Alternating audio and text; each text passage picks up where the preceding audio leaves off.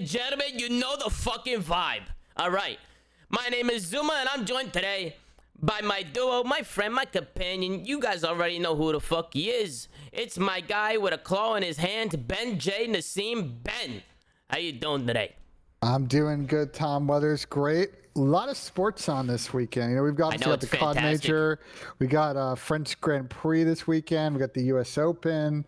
Been watching the Euros. Been watching Copa America. Oh, yeah. A lot of stuff going on. You got the CDL Major, Ben, on LAN. You know what I'm talking about? Shout out to Italy. Back, baby. Shout out to Italy for getting another dub. Italy might fuck around and win Euros this year. They might fuck around. Why not, right? Why not? These fucking Italians, they're fucking crazy. I'll tell you that, Ben. But a long day at COD, man. You know, like Ben said, a lot of sports going on. But man, oh man, is there a lot of fucking drama, a lot of shit happening in the CDL. And a lot of it happened today. We do have a few guests that will be joining us today. We got a new one today. You guys already know who it is. It's the fucking Iceman, one of the iciest to ever play Call of Duty. He goes by the name of Accuracy. Lamar, how you doing? I'm doing good, Tom. That's a good intro. I like that gas, to be honest. That's some good gas. I got you. I fucking got you. Let's get a Lamar in the chat. How you doing? Let's get a fucking Lamar. Let's welcome him to the show. And you guys I got tired of know. in the chat, you know. I had to come in the show. Oh, yeah, for sure. I wanted to get you in on a good one. I think today was a good one. I think today, you know, first day of Major, back on LAN. I thought you were a perfect guest to have on the show today. So I figured I'd reach out. We got you in here. And we also got Parasite. Chris Parasite, how you doing today? You're always joining us on the show, but, you know, it's always a pleasure to have you on.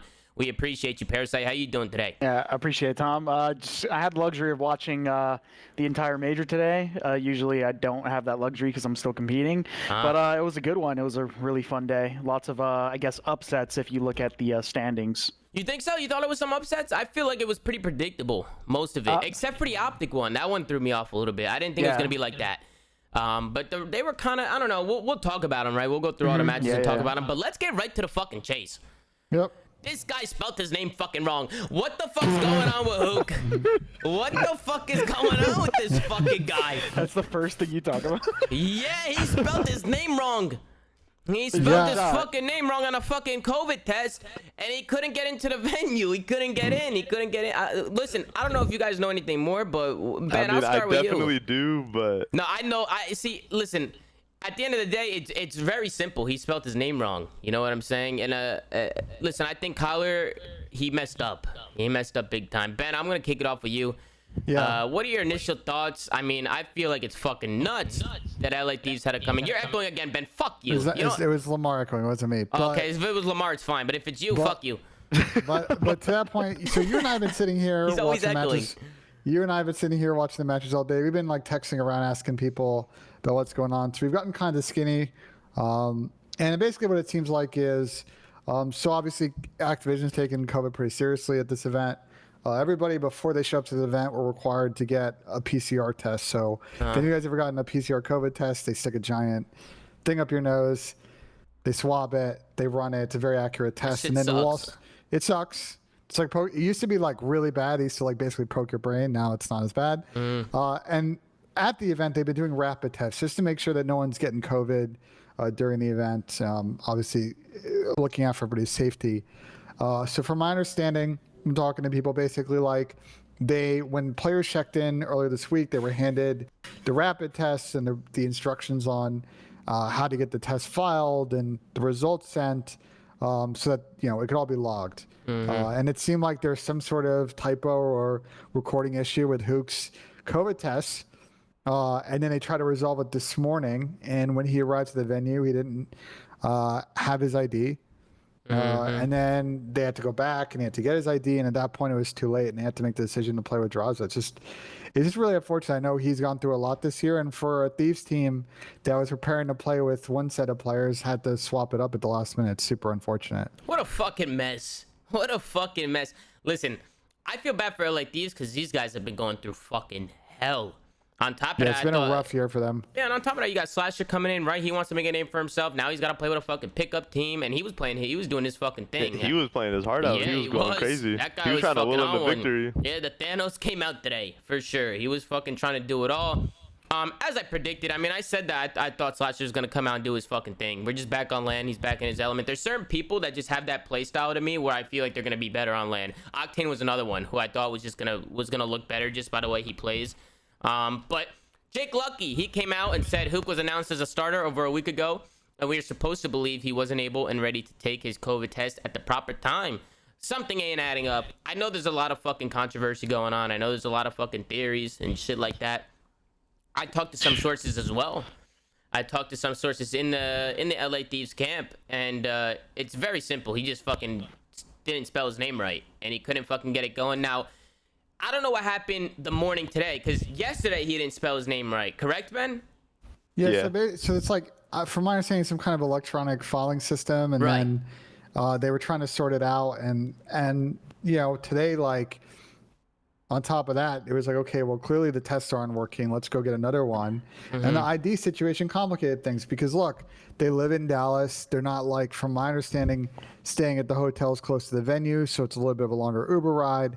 It all just kind of added up, and by that time, you know, they were unable to get it kind of going. So really, truly unfortunate situation. It's something like, me as like a former manager of a team, this would be like a nightmare scenario for me. Like I want to make sure that we never screw up the logistics part of the team, like making sure that people are there on time, they get in the venue that they're eligible to play, and they can focus on the competitive stuff. So I'm sure like Cap and Mud Dog and all the support people over there were kind of like going through it, that this whole situation kind of unfolded. But yeah, from our understanding, asking around, this is sort of how it went down. Wait, but like, hold on, real quick. How are we gonna let this slide? This is like we're talking about this like very casually. No, we're talking about this very casually that he misspelled his name. What the fuck? Well, no, let me comment on this. Because I don't want to like. I don't want to. I'm like, I love Kyler. I think Kyler's a great person. I don't want to. I don't want to come on here and drag him or anything. Like, I'm not misspelling your name last night. Okay, whatever. Like, it's not that big of a deal. Mistyped or something. But, yeah, you know, you mistype it. Whatever. You misclick. It's not, it's not the end of the world. That's not the main thing to focus on, though. The main thing to focus on is how are you late today? If you were on time today, if you're on time today, then none of that matters. You could not even submit your test. You could misspell anything you want, and they could get done in the morning today when you get there. It was just like a double whammy. Yeah, like, of course. You misclicked the night before, and then this happened. I just thought it was 2 days, because I don't see that even being a possibility. Like, how the fuck do you misspell your name? I mean, you misclick on the keyboard, whatever. Yeah, well, if it's a keyboard error, then I get it. And it's a whole complicated system. You have to remember that a lot of these rapid test systems were all spun up very fast, so the tools themselves aren't particularly great. I think the difficulty for them, again, they live in Dallas, so it's not like they're staying at a hotel close by. Oh, I forget my ID. Let me go walk across the parking lot back to the hotel, and I'll be back in 5 minutes. You got to get an Uber. Keep in mind, they're playing pretty early. Central time, so the traffic in Dallas can be kind of brutal. Like, it just all kind of stacked up a cascading series of errors that led to the situation where they were forced to play with Draza. But this is the thing too, Ben. Like, if you're on time or whatever it is, even these that's what being on time is. You're planning for things to go wrong. You know, if you show up at the last second and then there's a cascading error of traffic, etc., that's not like. You know, it's not your fault. I mean, that's your fault. You have to be on time, and you have room for these errors. Here's what I would wonder though, is even if he had been able to take another test today, would they have gotten the results in time for him to be eligible to play today? It's possible all the ID stuff just didn't matter. He would have still rapid tests are done in like 20 minutes. The rapid ones. He would have got it done. Slasher said yes. You know, he would have got it done. That's the main thing for me is, you know, showing up late to the venue. He doesn't have his ID. Just a whole big fucking mess. I feel for the guy. I do, because I know Kyler and I'm good friends with him. I just feel for him. You know. I feel really bad for him too, because it's like a series of unfortunate events. Obviously, some things in control, some things out of control. But I think this is something that was in control. You know, it's not like he intended to have all this happen. It's just like, it's unacceptable, man. But at the same time, you can't just fucking brush it off, because he's a professional. He gets paid a lot of money. And these are certain things that you have to get done. I got my PCR test. I'm not even fucking competing in the fucking thing. That's just for me to get in. They had to shove that fucking thing on my nose. Yeah, I got mine too. You know what I'm saying? You have to go with Paco, right? Yeah, I went with Paco. We both came out crying, because when they stick that shit up, your eyes start to tear. We both looked at each other, started laughing. But fucking, hey, you got to get it done. You got to get it done. You're a professional player, and there's no excuses for that. Whether he's a friend or not, you know, as a friend, you got to say how it is. You know, get your shit together, man. I think this is an issue that, like, honestly is going to teach a lot of people in the COD scene. It's like an issue that just been happening for years with people just being late to shit, whether it happens every day, scrims, events, warm-ups, whatever it is. Like, this shows this stuff matters. You know what I mean? Like, you have to be on time. It's a precedent. Even then being on set. time, even then being on time is late. Like, you have to be early. That is being on time, like, for everything, because being there early just means you're prepared for the worst, and that's what you always want to be for. And that's where, and then after you see all this, people start bringing it back to Crim. People are like, maybe Crim was right, and this and that. Listen, we already talked about that on the other yesterday's show. We'll wait till Crim's side of the story. We'll hear two sides, right? There's two sides to every story. We'll hear both stories, and then we'll give our opinions on it. Yep. I think right now there's really no need to talk about that shit. I personally like to hear everybody talk before I give my actual opinion, and then we'll see how it goes. You want to get into the matches, Tom? Yeah, let's get into the fucking matches. Why not? The first match to kick off the fucking day, we got London Royal Ravens going up against Seattle Surge. Listen, this was a pretty good one for if you're a Seattle fan. Obviously, Seattle's struggling, but you know, they showed some signs of life. I think Octane really showed out today. It was nice to see him in his element, right? I just feel like the human turret came from land. He's just able to find those angles, get those preams, and be able to lock shit down. You know what I'm saying, Ben? Here's my thought process. Seattle's been trending now in the right direction for about a week and a half, and this is a validation of the trend we've been seeing. On top of another twist. Octane had a tremendous series. Gunless had a tremendous series. And we had some very good contributions from the sub players on the team, is what we've been saying. If all four of them can show up and play well, yeah. Is London been playing well the last 3 weeks? Absolutely not. But no team's going to be easy to beat on land. And it starts here. It sets Seattle up for a matchup against a team they lost to, Paris. And if they can win that and make top 8, anything can happen from that point on. I agree. They could definitely make a fucking run. I'm curious to get Accuracy and Parasites. I'm going to call you Accuracy during the show, Lamar. I know it's fucking weird. I know you very well, but, you know, just so people know who I'm talking about. I'm curious to see, what do you think about the Seattle team? Do you think LAN is benefiting them because, you know, they're a veteran team? You know, they've been a while. They have a lot of experience and stuff like that. Or do you think they just had a good day and just showed out? I think LAN's definitely benefiting them. Like, if you look at their players, like their star players, Sam and Pierce, like, they are iron pre-aim players. Like, they make good reads, they pre-aim you, and they win their gunfights. And no matter what anyone says, that play style is exponentially better on LAN. Like, they've been doing it for years. We've seen them do it for years. No one should be surprised that they showed up and did what everyone, you know, knows they can do, you know? Yeah. I agree with you. Parasite, I'd like to get your opinions as well.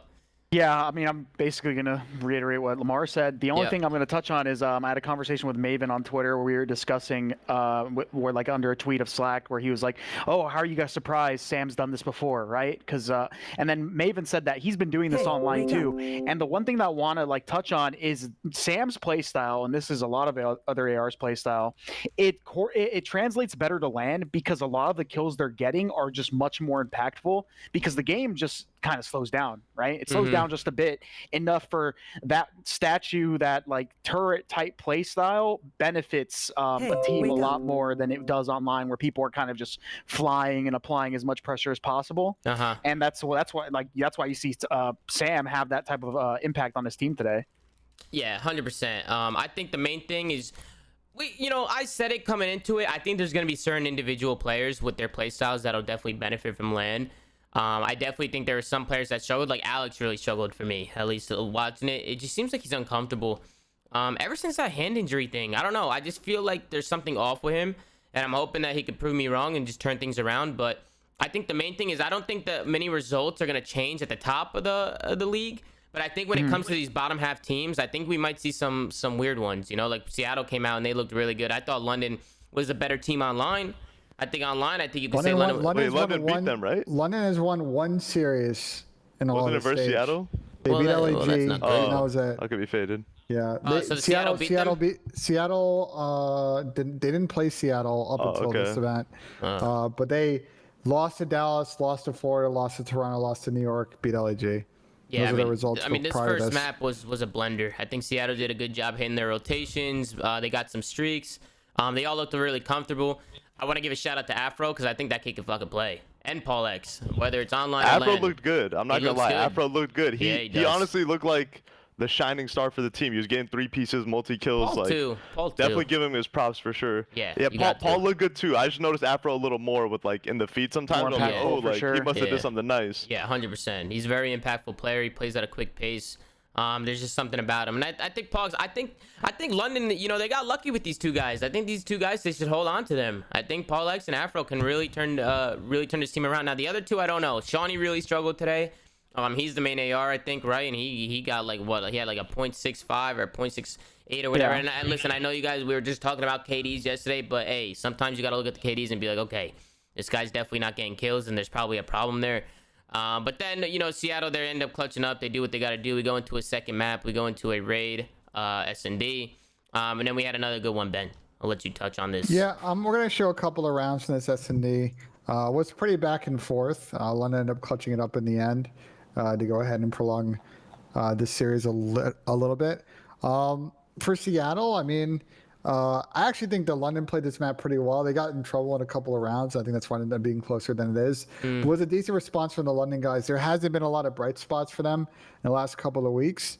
And they were able, after a really slow apocalypse, to come out and at least push it to a control where they could try and grab some momentum. Yeah, 100%. I think Seattle played at a pretty good pace. London did a good job with their retakes and just adapting to the map.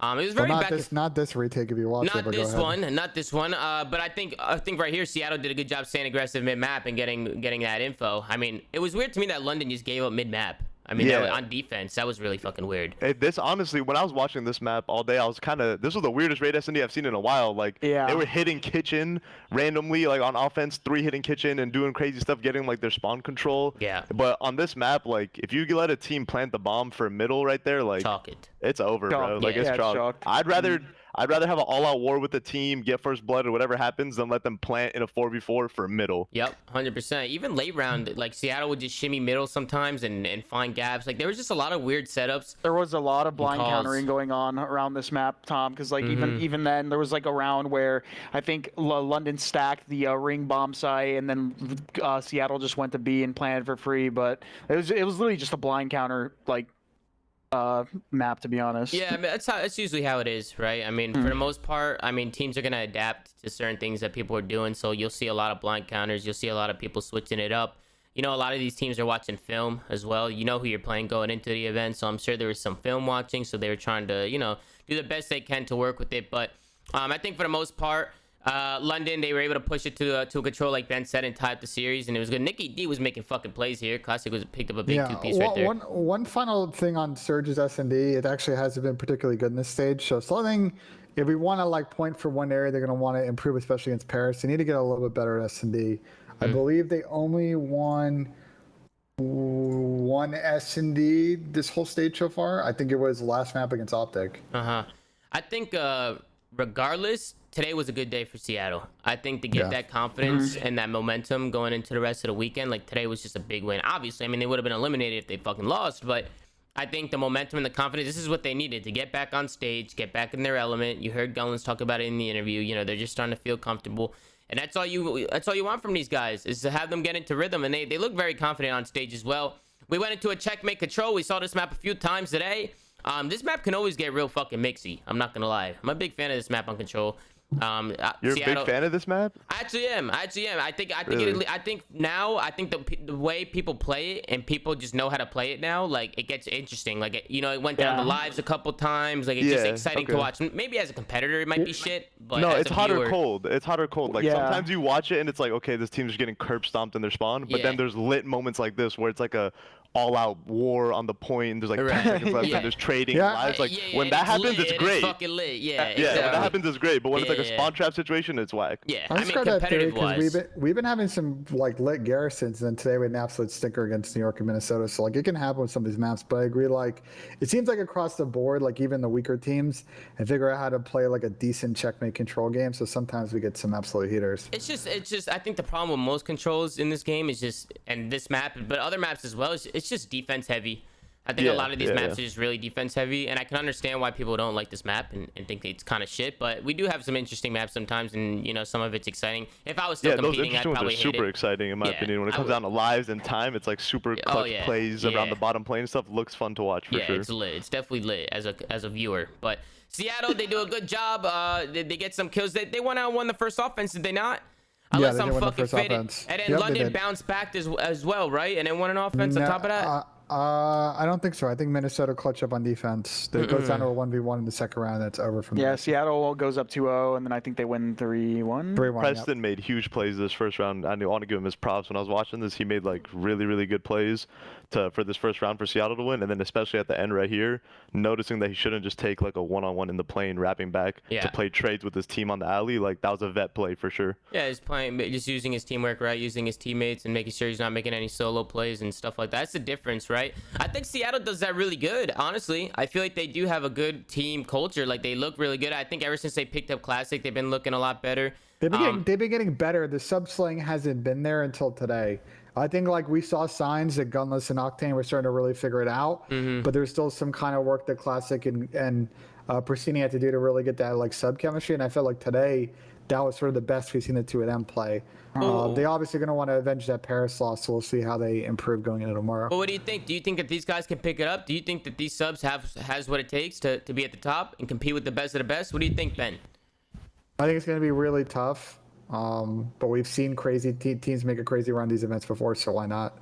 Yeah, versus the lower teams, I'm not like worried about like the way they play, because the way that like Classic and Pristini are playing, even if they're not playing like that well individually, they're setting up their ARs in Gunless and Sam. But once they start getting into the higher echelon of teams, that's where my worry comes in, because you're seeing players that are not only doing that and setting up their AR players, but they're also explosive. And that's when like this team will be super tested in terms of their sub work.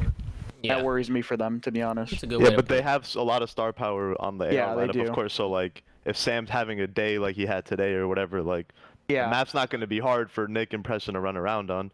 Oh yeah. It's just like versus like I'm obviously going to an extreme here, but versus like a phase, like obviously, you know what I mean, like where they're just elite at every category. Yeah, where they're just elite in every single category, and that's what you usually get when you're in the like higher echelon of teams. Where like Sam's good, but like if the others aren't producing in the slaying category, then it's gonna be a bloodbath. They have an opportunity here. With the way that this event is set up, when they're in a one-and-done situation right now, is they can learn a lot and grow a lot as a team with the amount of pressure they're going to be on every single series they play out here on out. Yeah, exactly. You have to remember as well, like they're playing for their champs' lives. Like they need to come to this event and basically make it to Sunday, make it a top 4 to give themselves a chance at the next event to basically do the same to qualify. So curious to see how well they play tomorrow. Yeah, I think I saw Maven talking about it a little bit, in that he was talking about it with I think it was Joey or whatever, but hey, one player can really hinder your team with how competitive the league is now. You know, like you saw it with New York, right? You get Asim out of the roster, they don't look the same.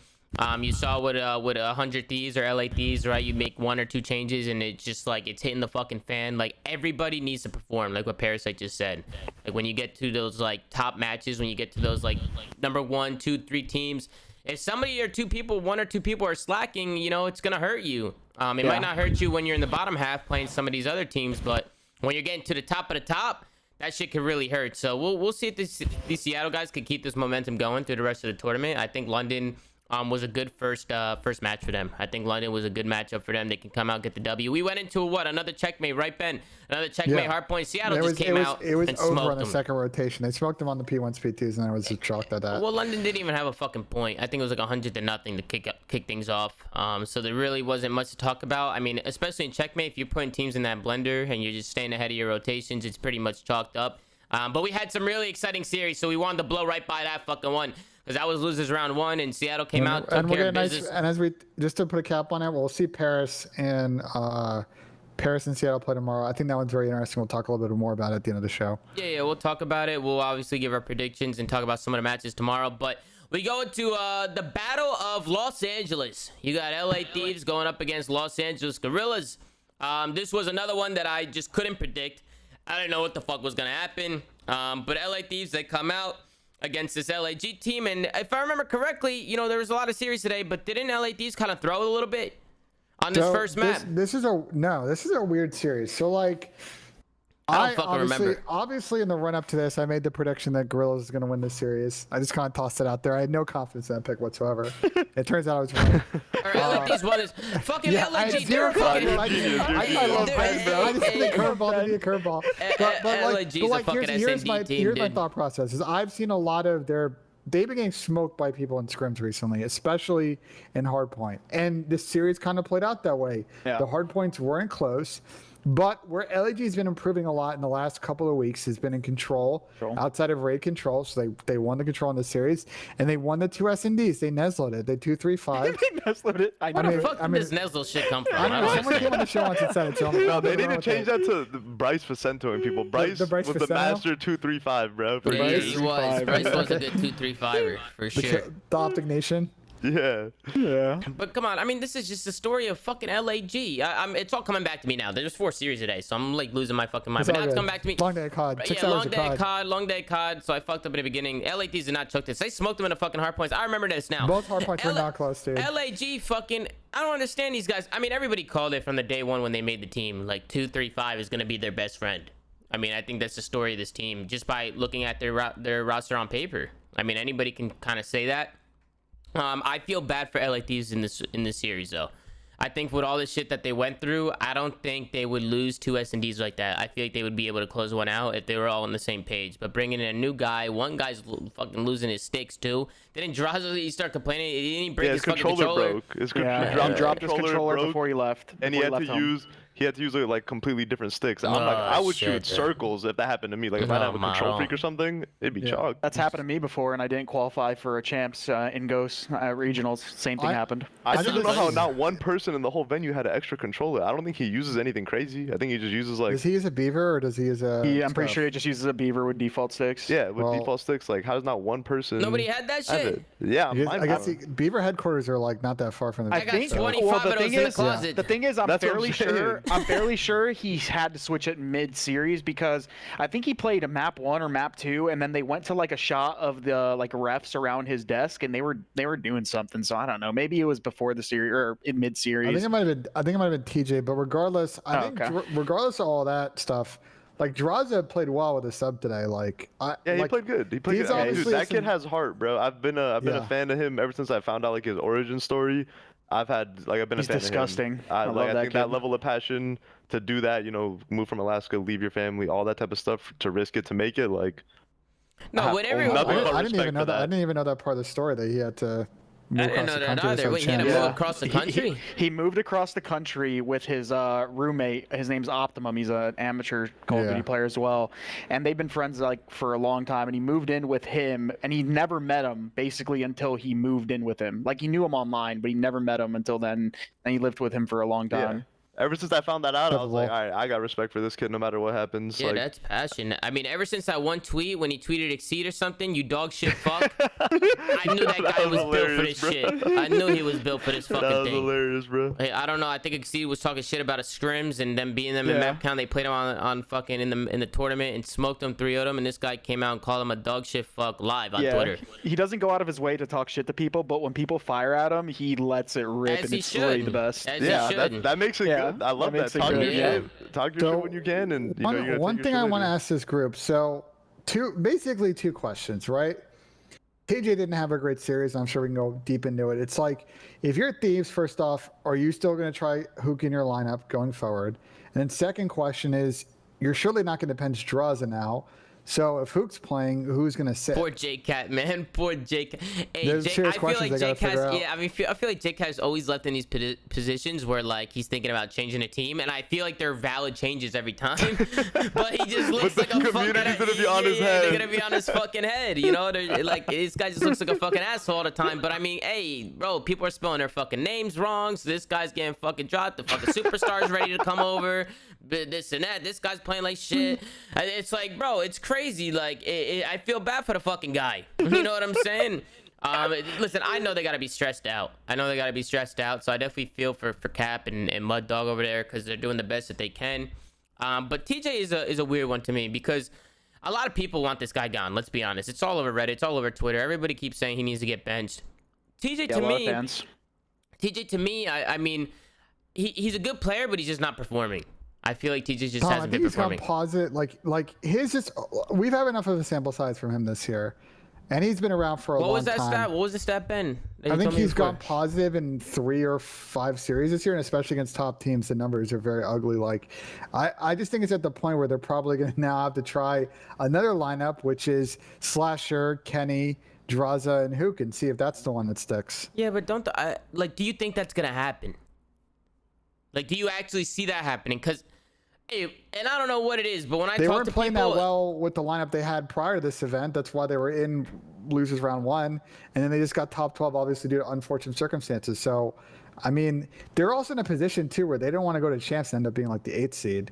Yeah, you don't want to start in losers at champs. No one wants to do that. No, you want to be top 6. Like you have to. The thing about it that sucks is that you're gonna have to earn your top 6 like through online play also. Like they're gonna be down in points. Minnesota just secured top 6 with their win, right? So they were the people that were on their tail. Now they're gonna be up 20, 30, 40 points, however long. Like, or maybe what if Minnesota wins? Yeah, and now they're they take a huge jump, and you're automatically in the bottom 2. And Florida's still in the tournament too. So. I love Tej, and I love him as a player, love him as a person. But I'm a bigger Draza fan, and whatever the hell we need to do, well, not we, but LA Thieves need to do to get that guy on their roster, they need to do it. Because I'm sorry, he's really good. He's way too good. They can't send the challengers. He is good. I mean, he's been getting tossed around this entire year, Tom. Yeah, like he has, in and out of the roster. Like there was a point even before like the off season where he had a chance of playing before they picked up Donnie, and like it just seemed like just I'm really close with the guy, and just seeing like I think he's disgusting. Like no, I might be a little biased. Yeah, I mean, you I don't think you were on your last episode. You called him a generational talent. Like I honestly think he has that potential, and if he continues, this is his second year playing. In the first year, he got on that OGLA team late. I think that they need to put him on, and they need to let him grow as a player, and keep him on a sub. Didn't he win challengers? He just won challengers. He just won a cup. They threw him down at challengers, and he won the fucking first cup back. Yeah, he won the first he's cup. Disgusting, dude. He's really so good. And why did you say we? Are you on the no. coaching staff now? I'm a fan. Listen, I'm a fan of Draza and even Venom.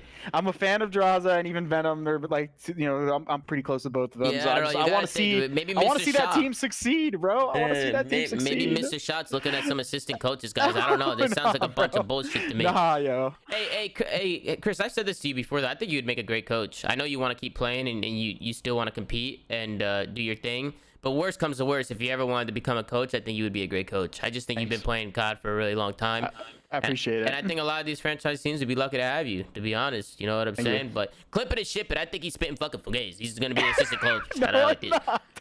Moving on. Moving back to the game, Yeah, I want to talk a couple of rounds in this S&D I want to talk about. I want to talk about this round, and I want to talk about the round 11. This round was a little weird. Ended up going down to a 1v1 that Team Clutch. They almost blew a 4v2. I'll set up the situation. I'll let Chris and Lamar take it from here. Pretty much a classic A hit out of Thieves, and they take laundry control. They kind of set it for that post retake. They're a little bit slow to plant. And then LAG are going to get a couple of kills, but it gets a little bit closer from there. Definitely a classic A. They get the bomb down right away. I think God dies on a pinch too. Yeah, they died in a pinch. I mean, at this point, I think it was Slasher who made the play. He ends up hitting a fucking route. He realizes they're down in numbers. He ends up coming in from behind. He pops a big 2-piece, makes it a 1v1 situation, and a good play out of Cheen. I mean, Slasher takes a good route, and he makes a play because, when you're at a disadvantage, that's the green light, right? Chino gets eyes on Austin. I thought Austin saw him right there. By the way. Cheen blew him away. Wait, can we talk about their post-plant setup and how absolutely trash it was, which is why it even ended up in this situation? Yeah, run it back. What the fuck happened anyway? What is this setup? So they get the bomb down. They got 2 people. They don't got anybody top laundry. Bro, someone go to the outer laundry, like, stair heady where you can watch the wide jungle and then double crossfire the close. Get slid on. Please, God, what am I watching? Yeah, that was a shit setup. Hey, you gotta think here. Maybe they would have done that. Maybe they went over this shit with Huke. You know what I'm saying? Like, who the fuck knows? Like Draza's in that situation. Maybe they went over that. But I think the most important thing is that somebody needs to be throwing shimmies on that heady or on that back staircase or that outer. You're just playing your life, just getting information. If you could spot 2 or 3 guys, you could get the information and play off of it. Instead, they just kind of turtle into that corner and they just get slid on. Looney's making a good point in chat, which is if we go back and look at that situation, let's call out who's holding what position here and what gun they have. So Austin's got the bomb. He's got an AR. He's number 5. Kenny's watching the flank. He's number 6. He's got an AR. Both sub players are the ones that are pushing out laundry. Yep. And they've got an AR planting. So I agree that they're not like you can get away with that, but I think with their setup, but there's another thing they can do while Slasher's planning, since there's only 2 of them there and they can't like necessarily cover all the angles. They can just have a guy jiggling for information that's around top laundry or like on the outer block, and then have another guy playing tight that's not even showing himself and playing for a late peek like where TJ is now, kind of like that. Yeah, they should way more of a cruddy setup. Yeah, They're getting way more exactly. credit Yeah, setup. they were playing it way taking the too gunfight aggro. straight up. They're asking to get camera because they have no info on how many people. They have no idea if anyone's back laundry. They have no idea how many guys are coming from kitchen. It's just like LAG basically made the one play that could have screwed them, because if it was maybe 1 or 2 guys that hit that, they'd probably win it. But if it, like 3 in that scenario, you're just screwed. You're just outnumbered. Bro, and Chino also killed him in 2 bullets. What the fuck is he did. shooting It at looked like him? he one-shotted him. It did look like he one-shotted him. Blew him away, dude. Hey, listen, Lamar, I don't know if you played on LAN at all. Like, I don't know. Are you here? Didn't. Are you here? Yeah, oh, I'm in Texas. I don't know. Hey, is this Craig? Like, I feel like it's gonna be next level on LAN. Now, listen, I haven't played. So I mean, historically, ARs have always gotten better on LAN because like you just can't get cameras hard. Every bullet registers perfectly, so like you're gonna melt people a lot if you're hitting really good shots. Plus headshot multiplier. Yeah, the headshot multiplier on it is insane. Like you're just if you're on point and you just hit some crazy shots, like you're gonna obliterate people. The Craig is literally like a precision knife, and the AK-74 used like a hammer. Listen, bro, please don't give fucking Austin the bomb. Why is Slasher carrying the bomb? Has somebody explained to that? Listen, Slasher's a fucking superstar search and destroy player. Do not get that fucking guy on the bomb, especially the main AR, the fucking, you know what I'm saying? What the fuck is that? They should give it to it might have been an error. We've seen our teams carry the bomb for FaZe a couple of times this year. I mean, it's not uncommon with teams currently. Yeah. It's not even about him being an AR. I just think Slasher's too good of an S&D player to be planning bombs. Alec can grab the bomb, but he also has fucking Celium, Sip, and a BZ running around him. You know what I'm saying? That definitely helps. It's like, I don't think Slasher should be on the bomb. I don't think he should. I think he should be making the plays, holding the lanes. Also, when I mean, damn, I can't say this. I mean, I guess it doesn't matter. People can watch the VOD, but like when I was on the Minnesota's team starting, I'm pretty sure when we went to that site, Preston took the bomb, and Preston's a superstar. You just have to have a good setup. That'll help. And having an AR isn't necessarily a bad thing in taking the bomb to the setup, because you want your subs to push out these like close quarters engagements back laundry. So I can see why he would take the bomb. Look at Nameless. How you analyzing bomb carry with a feeling? This ain't the fucking Codcast, Nameless. You understand? This the fucking flank. I say whatever the fuck I want on this fucking thing. Feeling or not, it makes sense, because you want subs to push it out. So you know what I'm saying? So I can't talk about the fucking bomb carry. Yeah. I can't talk about the fucking. Gameplay. We can get back, but real quick, I just think Slasher is just not a bomb carrier type player. Wait, I think that you missed 2 rounds that I wanted to bring up. There was 2 rounds where I don't remember which round, what numbers it was. I just remember what happened in the rounds. And this went to round 11. So. There was 2 rounds that I think LAT lost that they had first blood. One of them was like they had a first blood, and then LAG planted the bomb unseen 3v4 at B, and then clutched the round when Silly pitched kitchen. It was the first 2 rounds I think you're talking about. And then another round, I think they got first blood, or it was a 3v3 or something like that. And then LAG just crossed to A for free, planted the bomb, and then won the post plant after having first blood and just having no info, no crosses, it was nothing. the second round of the game, I think. I think those are the biggest mistakes. That we can nitpick that situation the most, whatever that is, but those were the big mistakes. Even the rant. Sorry, go ahead. My bad. Even the round 11, Lamar, when they were all of LA Thieves was mid-map and they saw the bomb go down, like they planted for laundry and their entire team wrapped to art to retake. They gave themselves basically 0 chance of winning the round, even in that round. Yeah. So that was round 11. I was just mind blown, dude. It was round 11 where LAG crossed without any info. So LAT's reacting to the post plant after the bomb's planted and they're in a full setup. And then the round earlier in the game that Ben, you already brought up, where they just earn a 3v4 and then they let them plant the bomb at the water bomb, the hardest bomb to retake, without any information or any callouts, and then they lose the 3v4. Yeah, and in this 5-5, you saw Tej in P5. You'll see it. He's just sitting in a corner, and he's not even looking at the like A cross. Is that what you're referring to, Lamar? Yeah, I think so. I don't remember who it was. And then even after that, when they finally plant the bomb and Tej actually sees obviously where the bomb is planted, you can see that's not planted for mid, and it just blew my mind that they all hit art. They basically gave themselves no opportunity to win the round, even after they had the information of where the bomb was. It just didn't make any sense. Yeah, they definitely saw him cross. I think who was ever Tiki saw that guy water stairs, but I definitely think the setup was a little weird out of LATs. I'm talking about right here. Like, I don't think anyone sees them go to A. No one sees anything. Nobody sees anything. Yeah. Like they would have saw those kids crossing and been reacting and making moves. Yep. But then even after that, the bomb goes down. They shot themselves in the foot. They shot themselves in the foot. They tossed it. Yeah, that just those 2 rounds, honestly, I think were the biggest issues. What? They're going hard. Are you saying you can't retake from arc? Because we've seen a couple of teams like we saw. Well, FaZe in a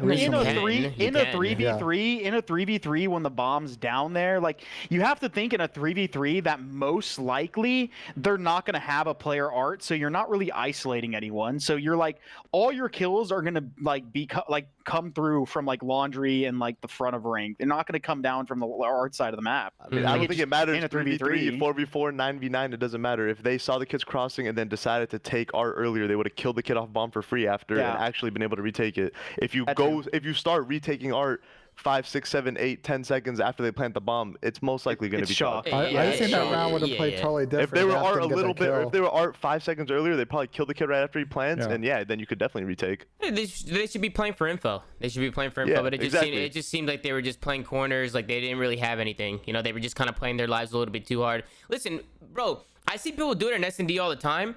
Like, you know who does a great job at getting information in S&D? The best player in the game at it? Shotzi. Do you watch that kid play S&D? Yeah, he's loves peeking. Peeks shit. He slides corners. He's all over the map. Yeah. And he can't die because he's sliding those corners so fast. He's hitting those corners. He can't die with the way he gets information. He just gets the information, and he can call out and adapt depending on the round. And that's the most important part of S&D. Yeah, it is. Tyler tweets something. That's something that you were hella good at when we teamed. Like, just getting the info is just so important. That's what makes great S&D players. I agree. And I think LAT's definitely chalked that up a little bit. Definitely chalked it up. But we'll just pull up the Kyler tweet now because everybody's flipping the fuck out. He said, by the way, it was a typo. Something went wrong. Testing not recognized. Oh, yeah, it was a typo. I don't think he fucking... Come on. It's type the W, man. Like, he hit the wrong key. It's not ideal, and then the kids don't recognize because obviously there's PII and a bunch of other stuff going on there. But yeah, man, it's just a shitty situation. I mean, but I just feel like even with a typo, like, why is it just like it's that serious? They can't fucking, you know what I'm saying? Like, they can't tell it was him. I'm sure there's probably a pretty good reason what the things being validated. You would have to take another test with the correct name. Just to make sure people are not trying to fraud the system. No, I mean, you're right, Tom. In our world, it makes sense. It's like, bro, it's Kyler, just do it. We know it's him. But when they're following strict protocols and like we're not dealing with no like Joe Schmo mom and pop event, like it's the CDL. They got it's very serious. You know? Yeah, they do everything by the fucking book. Yeah. I hate the fucking book. What are you gonna do? Let's go back and like. So this is a pretty interesting Gary control. I kind of skipped the first 2 rounds. Both teams actually won on offense on Garrison. We're seeing a lot more offensive wins now on Garrison. But LAG really improving in control. The last couple of weeks, they were kind of the meme with them is you would just not play them on raid control, and it was a free dub map 3. They've gotten a lot better at this, and they clutch up, and they grab the momentum in this series and go up 2-1. Yeah, they definitely clutched up. I mean, some big offense wins, right, coming out of LAG. This was a really big map for them. This was huge. I knew if LATs won this map, they were done. So LAG to come out and win this control was Can we talk about big. that break-off? Like, run it back, Ben. What the fuck happened in the break-off? Do teams not watch VODs of this map of the teams that win? Like, why we running up mid-map on defense? Yeah, let's see what they do. Who is it? It's fucking number 7. It's fucking TJ and Jaza. What did they even hit? They hit rails, or did one go underground? I couldn't even fucking tell. I think it went under. This map literally comes down to break-offs half the time. I feel like it's so much safer to just chill. Hey, we've said it time and time again. Breakoffs are important as fuck. On this map especially. Oh, yeah. I mean, in a lot of maps, honestly, if you really think about it, Lamar, like if you think about it, even hard point to control, if you really, really think about it, breakoffs are so big. Like checkmate, right? You can go up 100 points. Yeah, fucking 100%. Garrison, you can go up 100 points. Fucking right here in control, you could go up you could get the fucking... You see FaZe getting 8 point right away half the time. They just fucking 3-hit A. And they get A right away, like right off the break. I mean, it's really important that some of these teams are studying VODs, like Lamar just said. I mean, after teaming with Lamar, you did that all the time. Whoever does. Yeah, I mean, you go look what the team that's dominating is doing and just steal it. You don't have to be creative. They did it for you. Steal it from them. But talking about this round, like it's snowballs. They never get any control on this round. LAG insta-cap.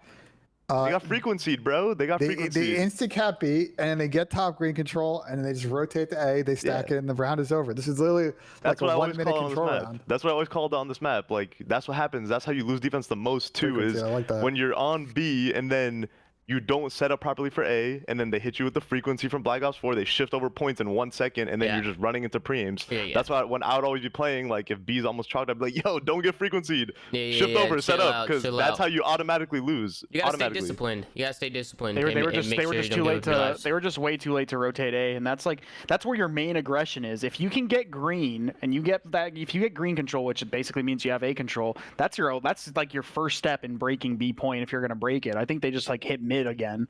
And that's like that's where they got rotated to A. TJ takes a pretty wide shot here top green and dies, and then ends up being a huge death because there's nobody else to support him there. Well, TJ needs to stay the fuck alive there. Go behind the green. Go behind the green. It's the satellite, right? Like go behind the satellite and just play your life. Like play your life. You cannot B's die. probably chalked, and if B's not chalked, your teammates that are mid map are the ones that are engaging the play. You are the one that cannot die. You have to stay alive. You're camping, doing nothing, and if your teammates somehow make the play, then you come out of green. Yep, I agree. And Money Cheen just went the fuck off. And Cheen gets a 3-piece. Shout out Cheen, that boy's different, and you know you gotta give him his props right there for sure. And it's just bad plays from LAT and extreme capitalization by LAG. Sloppy. Yep. And the thing is like, hey, LA Thieves, they win this round, they win this map, you know, they win the series, you know, and now they're eliminated. It's like little things like that, little tiny things like that, decision making. Definitely a big fuck up right there from LA Thieves. And when you get somebody like Money fucking Cheen, he's gonna take advantage. But I mean, I'm honestly super happy for Cheen. I want to give him his gas too for this series. Like 100%. He was putting his heart on the line. He was going hard. He was making plays. Like that boy got passion and effort, and that's like a lot. Like one thing that will carry you far in this community. He's their best I want player, to give Cheen a very, very big shout out for that. Like amazing comms, amazing gameplay, amazing person. So shout out Cheen. He's their best player, and that's why I've gassed him up when asked questions about like their roster. I'm like, you should probably keep Cheen. He's been their saving grace since he joined in terms of like Cheen is an enabler. Well, they had another saving grace and they sent him to Dallas, which didn't help. We've had this conversation 800 times. On that front, like I agree that Cheen has come in, and yeah, he struggled for a little bit there when they went on this sort of tough hardpoint run, but recently he's been playing better, which has helped a lot. He's sort of a big link in a lot of how their system works. That being said, though, like a big struggle again as we watch this map 4 is they're just really unable to deal with adverse situations in hardpoint. They go down big in these maps and they have a hard time breaking. And when they set up, they get insta broken. It's just they're never good to go here. The way I've started to look at this LAG team, in all honesty, is I don't see their hardpoint getting dramatically better at any point during the rest of their team run, and I don't think they're going to make it. You got to make it competitive. It doesn't even competitive right now. Yeah, it's more so that I don't care if they like when I look at this team and I look at their performances as individuals. I don't even look at their hardpoint anymore when I'm talking about like, oh, this is like this guy's been playing well for their team. I just automatically think they're going to lose it. If they lose it, I'm not surprised. And like I said, Cheen, the reason I call him their saving grace is because a lot of the time in those controls, in those S&Ds, that's where you see him playing the best. Yeah, on their team. For sure. He's got the ice. He's got the fucking ice. I wanted to pull up this tweet from Zinni, because after the first map, you know, LAG, they came off to a rough start. Zinni comes out, aka Methodz, and says, "It seems we might have our first hamster situation. Remain calm as I wait for more info." For context there, this didn't age well. For context there, Zinni had come on our show like a month ago, Tom? Did he? I don't fucking know. He's fake. Zinni came on the show in one episode and said, if people talk about how good they're going to be at LAN and they go to LAN and they get smoked, he's going to call them out. So just for context on this hamster thing. Yeah, he definitely called him out, but it didn't age well. Because LAG ended up coming back and winning the fucking series, which is comedy. But I wanted to show that because Zinni's in the chat and reminded me. But the hard point needs to be picked up by LAG if they want to start making some runs into this tournament. Not just this tournament, but moving forward. They're going to play Florida, who are been really good at respawns, and they've been really good in S&Ds and WoW. They have their hands full. It's going to be a step up from where Thieves has been, honestly, prior to this event. Curious to see if LAG keeps this run going or if it's going to be sort of a flash in the pan and end up finishing top 10. Florida, this is off topic because we're not in the matches, but Florida is one of those teams where, like, even though they're not like one of the top 3 teams, they're like their map sets in terms of like how good they are at every mode is pretty balanced. I think they're probably like one of the most 50-50 teams. terms of all their game modes. Yep. Yeah, I don't even know what it is with LAG. But do you want to go on board with the listen? The listening's pissed me off the whole fucking day. Yeah, what's It's the too delayed. Honestly, I was getting super The irritated audio watching too. is delayed. It's just too how is it delayed. delayed? I don't know. I don't know. The gameplay's ahead though, so like it's so hard. Like I obviously listening to the comms is cool, but we don't know what the fuck they're talking about. Bro, it's just It's wait. not Listen, happening I on your could deal with screen. like a 1 or 2 second delay. Today was bad. It was like 5 to 10 seconds. Like Yeah. you're hearing people call out things 5 or 10 seconds later. It just doesn't even match up to what It's you're definitely watching. Like, killing the vibe a little yeah, bit, for it was sure. confusing me. I'd rather just not even do them. I'd rather just not even do them. And if you're gonna do them, There was a QBZ. no, we can go on board. Let's see how LAG sounds. Come on. Why is there a QBZ out? I saw that. We'll talk about it. We'll talk about it. I spawned in the back. Go speak for I'm hitting this. I'm hitting this. Old Austin. Watch out. Back up corner on you. Go top. Go top. Just top of the. I'm working it. He went money. Spawn laundry side. I'm looking at red on me. Hyper pillars. I'm looking at yeah, you could. Hyper kitchen. One guy's kitchen. One sub. One scanning. I got We're Austin after that. Kitchen. Water steps.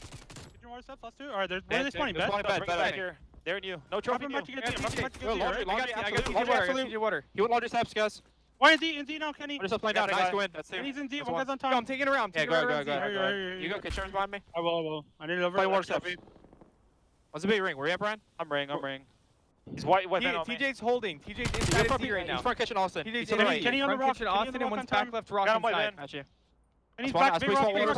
Play bed. I'll see bed. One guy right side hill. Nothing bed. Big rock Z right side hill. Z still. And he's still there. I'm gonna lower it. We don't need to listen to the whole thing, but yeah, they sounded good. I mean, for a team that's down, and obviously they're up 2-1 in the series, so they want to keep that energy going. They did get smoked for the second half of that game. I mean, it wasn't even close. I mean, that's a scoreline right there. I mean, it's ugly. Listen, why the fuck? Who had a QBZ out and why? I think it's Assault's usually the one that pulls it out on their team. Though I've seen it. Why? I don't know. Bro, the Krig is disgusting. It's disgusting. Use the Krig. He was struggling, so he probably just pulled it out to try something. Especially from a guy like Assault. Assault, what the fuck are you doing? You know what I mean? Keep the fucking thing out. The Krig is godlike. And Assault, he showed that in his last map. Because this guy turned the fuck up. This guy turned up in his last map. He did. Honestly, one thing I want to say about this map too right here, this S&D, I felt like this was one of the worst defensive Miami S&Ds like between two teams that I've watched in a while. Why do you say that? Usually defenses always win. And in this game, hella people were winning offenses. And I was like, what's going on? Yeah. Oh my god, there was two just actual turn-ons just on the screen right there. People are getting shit on left and right. Listen, Assault lived in here. He lived in his fucking building all he was game frying long. from up here. He was frying from up here. Kenny actually guns Assault fuck out of that up here. window, and I thought Yeah, he like these was gonna like clutch up because Yeah, Kenny this is was a big making clutch right plays, here. bro. Yeah, Kenny would have 1v2. There's also another round where you just said Parasite, where Kenny was He mid-map made and he the gunned play, Assault. bro. Yeah. Yeah. Kenny can fucking play. We know Off that. rip, back-to-back offensive wins, by the way. You could check the stats. I don't know what the stats are, but I swear that's extremely rare for this many offenses to be won. Yeah. 1, 2, 3, 4, 5, 6 rounds. Damn. That's a lot. 9-round surge. Yeah. Come on. That's insane for Miami. That's how you know some crazy shit was happening. Yep, 100%. People were saying top Lamar. Somebody said top Lamar in that building. Hey, I remember. Hey, Lamar, didn't you drop like fucking 15 one map? Fucking sitting up there. Fucking, that's a good spot to be, guys. I'll tell you that. Yeah, they did a good job. I think LAG does a good job working both bomb sites. They do a good job of getting bloods. There was one blood where Apathy just ran out of garage. I think he killed TJ on the stairs, and I have no idea how he's able to do that. On one offensive round, it's just like little things, man. Like they're just getting blooded, and they're giving LAG free picks. You could tell LA Thieves was just really out of it in the S&Ds. It just seemed like they were doing really dumb shit. They butchered their nades here too, and then he killed this guy. Yeah, the S&D's definitely hard with the fill-in, so like you can't blame them too much. Of course, you know you're gonna be throwing little curveballs here and there. It's gonna feel uncomfortable sometimes. But it was just tough to watch just from both teams, to be honest, on the S&D side. Yeah, I think the dagger too is they were actually like pretty good S&D in this stage, and their group had some good S&D teams between Optic, at least versus most of the teams in the league, FaZe, Minnesota. They had some decent showings, and just to come out here and lose to S&Ds in light of the circumstances, obviously pretty tough. Yeah, like the way they lost them too, like when you do like a nice deep dive on the rounds is like very, very heartbreaking. Yeah, but I'm also pretty sure they played the majority of the stage with Venom and Draws on their team. That's when they won most of their S&Ds. I think when they picked up the roster that we were supposed to see at the major, I just remember they won one S&D. It might have been versus either Optic or the first team they played when they got that roster together. But I couldn't really gauge their S&D gameplay with their new roster. They at won. least They going won into the major. S&D versus Optic, and they won. I don't know if they play with this new lineup against Minnesota, but they won the second map. Both were on standoff. Yeah. Last week. Okay, well, yeah. See, it was one map. It's even if it was their roster, it's like one map that they played, and it obviously wasn't in the series. What is it about this LAG team? Because I'm watching them now. They play S&D really well. I definitely think that they have a good understanding. Makes a really good play in this round where he flanks. Let me go back. Sorry, Tom. I didn't mean to cut you off. Nah, you're good. It's okay. I'm used to it. Fuck you. Austin makes a really good play where he just hits Beach and he gets all the way behind them. He goes to top Lamar. On the deck, it's a kill, and then he continues to sort of make plays and go driveway and get more kills. But go ahead, Tom. Nah, he's just roaming the map. I mean, he's just Austin's good at reading the play in S&D and just finding those gaps. Being active definitely won in this round for sure. Being active and just stay moving. I was gonna say LAG. You know, they look really organized. They look really well organized in S&D, and obviously they were able to take the control. But we could talk about this S&D all we want, and I think LAG's had some throws, but.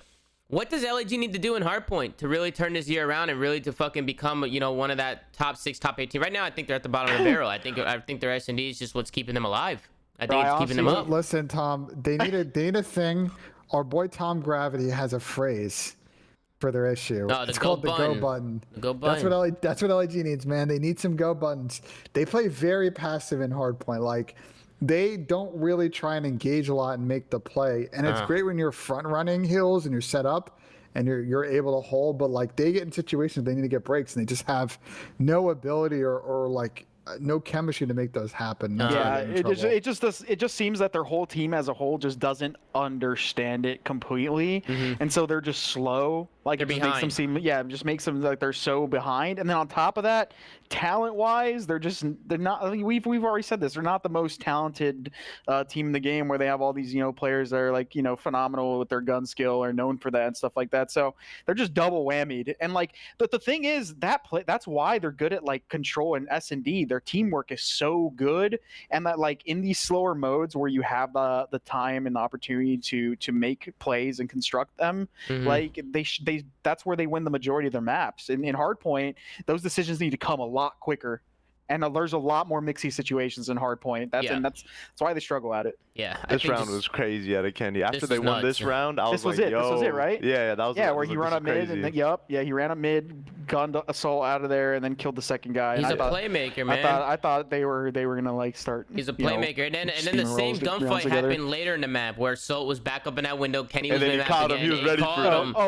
Adam actually played it differently. He started crouching up and down in the window to make sure that he didn't get caught up there, like over peeking, and he killed him because of it. What do you guys think of the? I wanted to comment on the Hardpoint thing, by the way, that you guys brought up. I'll comment on this too, but the Hardpoint that you guys brought up, I think with LAG, what they need to do is like they play too hard. When they have control, they play too hard to maintain and guarantee their control instead of making it a little sketchy sometimes because you're pushing out, taking some more risks. Yeah. But then that actually gives you a chance to chain a hill. Yeah. When's the last time you see them like chain a hill? Right. I don't want to be saying fugazi, but it seems like when I watch, it doesn't look like they have any chances to chain hills. It's always a hard hold, and then they are doing a hard rotation because it's a hard hold the 30 seconds, then it's a solid 44 rotation. Like, make it a little sketchy, make it a little mixy, risk the 10, 15 seconds, and get a better chance on the rotation. Yeah, I mean, that's right. It goes back to just the go button, right? Like, when we say go button, it doesn't mean just run, play super fast. It means you got to know when to make plays and take the risk. Like, you got to know, like, right, 40, 35 seconds on a hill, you should be pushing. You should be going, trying to get some flips, trying to change some hills, like, trying to get some shit going. But I know exactly what you're saying, Lamar, and I 100% agree. I agree with that for sure. But what did you want to talk about, Ben? This umbrella spot? The umbrella spot. I'll go back to it. Like the fucking umbrella spot. Let's talk about the umbrella spot. It's one of those interesting one and done spots, but easily wall bangable, easily nadeable. Yeah, it's just, TJ was the one who used it. He was the one that used it earlier in the year, and they used it, and it was funny, and it was like, haha, we gotta laugh, but we're never doing that again. He got hit, and then though. they just did it right there. But you can easily get banged tier 2. I mean, they throw nades at him, but it's like he doesn't really have options to get out of the spot now. Yeah, it's chalked. If they spot you, it's chalked. Well, I think this play, like, if my team was playing S&D, we would never do this because A is such an easy bomb site to hold. Why? Yeah, it's so easy to hold. There's so much better spots. Why risk like a 50-50? Yeah. When you could just be playing a good spot. No, 100%. They do. Once TJ, fucking Gizmo's flipping out. Once TJ got hit by a stun, he was probably like, shocked. fuck, yeah. He was like, yeah, it's over, bro. I'm dead. Here we go. And I don't know why LAG did LAG stun check there? Did they just I think they saw one? him cross at the end or something. Okay. They must have saw him cross or something, because Chin was playing that super cautious, like he was checking everything out, hard premium that area, so hey, he must have saw him in the beginning. I'll tell you what, too, this was a big round to play the fucking umbrella spot. For sure. I don't know if I agree with that. This is after the Kenny clutch round. Yeah, if you're gonna play an umbrella spot like that, I don't know if you should do it on a round like that, because you know. Kenny clutches that offense, full momentum swing. LAG's losing absolute composure, and then they get that kill. It's like, oh, well, let's go, baby. Yeah, 100%. They get the blood, they get it down at A, they get the fucking. Once you're on that boat, once you get money chain set up on that boat, forget it. Yeah, you're done. Forget it. So it was a good play out of LAG to find TJ, get a first blood. They go up 4-3, and then they close it out on this defense. They go up 5-3. Once you go up 5-3, you're pretty much easy sailing. Yeah, I thought Silly was going to die in this situation here, which we'll watch in a second. I was like, oh, he's just going to get naded or pushed out here. He actually finesses. He's able to dip back, and they kind of hold the setup from here. Yeah, it was just good plays out of LAG. They clutched up. And, bro, watching this back, LA Thieves, you guys were fucking throwing, man. Fuck. Just a lot of little things. You know what I'm saying? A lot of little things. A lot of little things that just really costed him. Ben, take over. This guy was chewing on a water bottle. I don't want to pick it up. Hold on. Yeah, I mean, Lamar and Chris, kind of any final thoughts on this series before we hop to the next one? Not really, for me at least. I'm just sad that we didn't get to see the actual 100 Thieves lineup. It sucks because they won the 2 hard points, and I hate those series even as a competitor, right, Lamar? Where you win those 2 HPs, and those HPs, like, those are game modes that's a game mode you really have to work for. It's not like Control where, like, oh, you got defense, right? And, like, when you win those 2 maps, you're just like, wow, we're really outplaying this team. Like, we're slaying the hell out of them usually. It's satisfying, yeah? And then you lose the other game modes that, like, and it's so demoralizing, and it sucks because, like, we can sit back and say, you know what, 100 Thieves this, 100 Thieves that, but they didn't get to play with their full roster. They won the 2 hard points, and, like, we already know Control's not the best in this game, and it's such a tough series for them to lose and look back at. Definitely, like, it's a heartbreaker. You know, they put in a lot of work. They put in a lot of work. Obviously, the 100 T-Camp's gone through a lot of turmoil through the year. Like, this was kind of like was going to be like an adrenaline shot in their arm, you know, like a jolt of life, and then something like this happened. Like, it definitely is tough. Yeah, 100%. I felt bad for Slasher for some reason. I just felt really bad. Not for some reason, just like for him, just individually, just because he's had a tough year. And then he tweeted out about some family stuff, so my heart goes out for the kid. You know, I hope he's doing all right. Like, I live with Austin, like, I know everything that, like, all the work he's putting in, all of that, and, like, I know he's had a chip on his shoulder coming back into the lineup, and I know he was, like, wanted to perform very well, 100%. And he was performing, and then 100%. For things out of your control to happen is definitely, like, he was on one, dagger. Bro. He was on one. You could tell that he was giving it all out there, especially being back on stage. Your adrenaline had to be fucking pumping. Yeah. Honestly, it made me a little fucking feel some type of way. I mean, Lamar, you're in the same boat, right? Just watching people on stage. I mean, it sucks. So sometimes you're just like, same with you, Parasite, right? We're just sitting here like, damn, bro. I wish I was fucking up there again. You know, good fucking time. Yo, Ben, we gotta stop skipping the player intros, bro. We gotta see the players when they get up on stage. I think that'd be pretty cool. Actually, this one we should do because this one's comedy. Why? What happened? I missed these. I didn't see the player intros. I saw a couple of them. I love the player intros. Just seeing it's like we're talking about the major land stuff like that, but at the same time, it's like this is the first time like a lot of these fans have seen like these players outside of their bedrooms and streams and stuff in a long time. So I think it'd just be pretty cool. It personally, if I was up there, I know no BS, I'd be like chest bumping my teammates up there, like giving people a show. I think that'd be hilarious, bro. Like give people a show up there, man. People are way too serious. My only complaint with people that walk up, do something, cross your arms. Put your hands in your pockets, maybe give a wave to nobody out there, right? Honestly, I think they did a good job, right? They came out with some energy, with some smiles and stuff. They're good small talk going on here. Some good vibes. You got a mix of the hoodies. You got a mix of the long shirts. It's good small talk. Got a mix of the hoodies. There's good variety. Good variety here. You know, Matt's got a hat on. That's good. Let's go back. I need to find the Dallas one. The Dallas one's the best one. What the fuck are we talking about? What the fuck are we talking about? Planetary Porter's coming out to play. I'll tell you what. This was fucking comedy in the middle of the CDL stream today. Where's the Dallas one? Jess Brohart comes on. We got breaking news. They did them first. Huke and this and that. I said, what the fuck is this? Is this the fucking news? I was sitting with my girlfriend on the fucking couch, and all I hear is, we got breaking news coming in from sources. Huke can't play for LA. I'm like, what the fuck is this shit? I said I've never seen anything like this in my life. It was cool though. It was fucking cool. That was dope. Live updates. Yeah, it was like a live update, breaking news from the CDL. I was like, that's fucking lit. Like I've never seen that before in my life.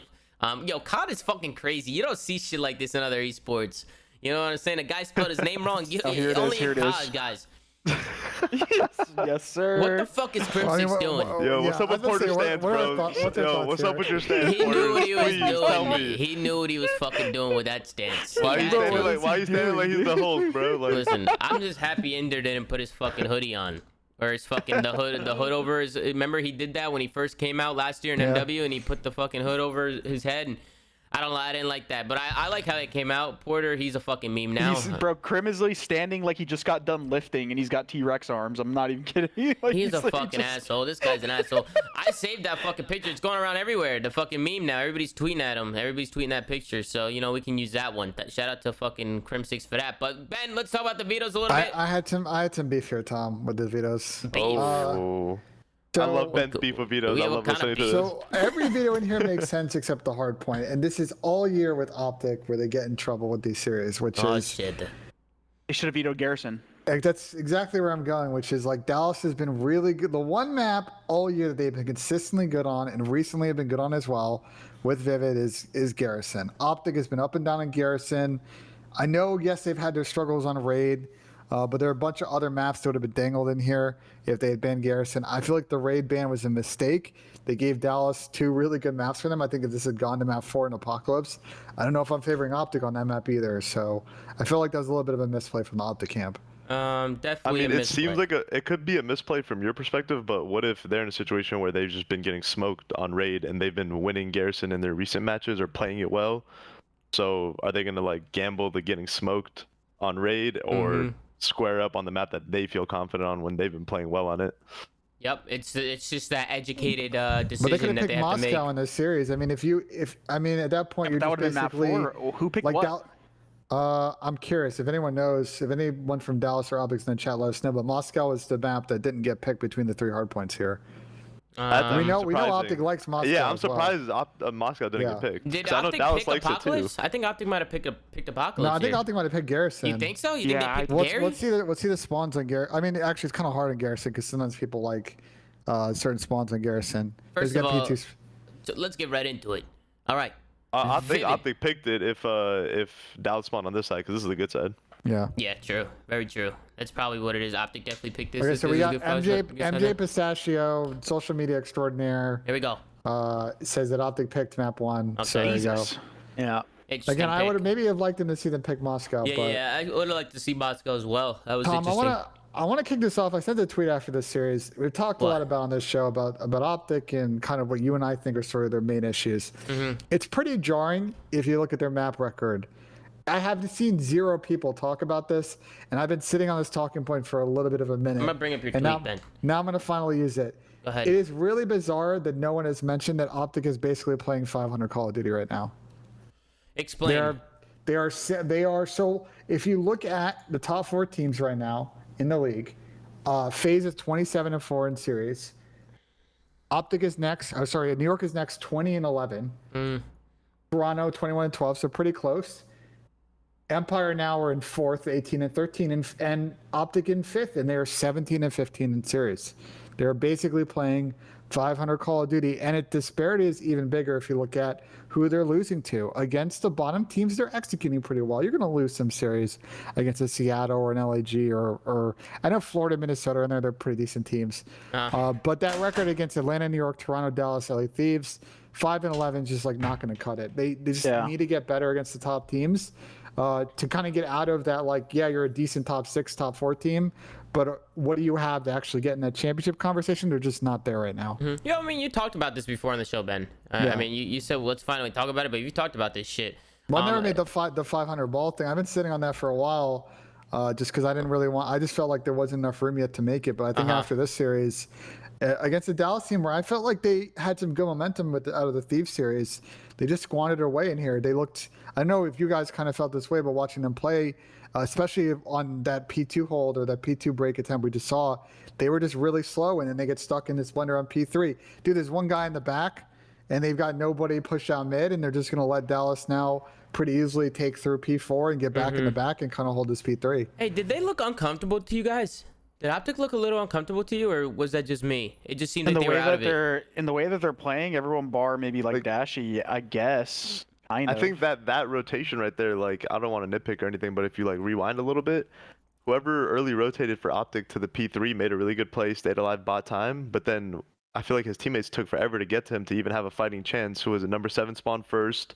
I think 6 is the next engagement on the hill. But if they were a little, I think if 7 was quicker with 6, they could actually had a good chance here to trade out and make this mixy. Yep. I mean, let's just say how it is. Optic got outplayed today. Bad. Yeah. 100%. Bad. Yeah. Dallas just played way better than them. I mean, Optic they struggled. And Dallas took full advantage of it. You got to give credit to Vivid. You got to give credit to Shotzzy. Those guys went they look great. Off. They look great. Yeah, those guys went off. I think the main thing for me is just Vivid, right? Shotzi's always doing his fucking thing.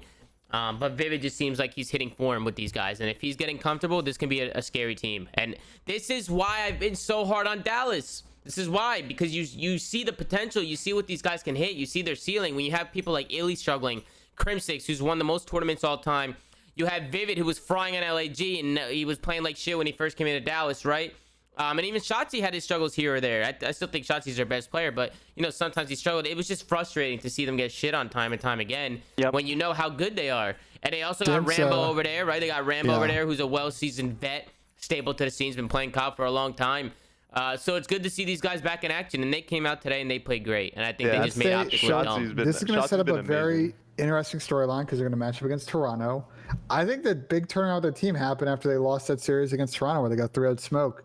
They fried LAG. They came out the next week, fried LAG. Lost a tough one against New York, but it was really close in the last map.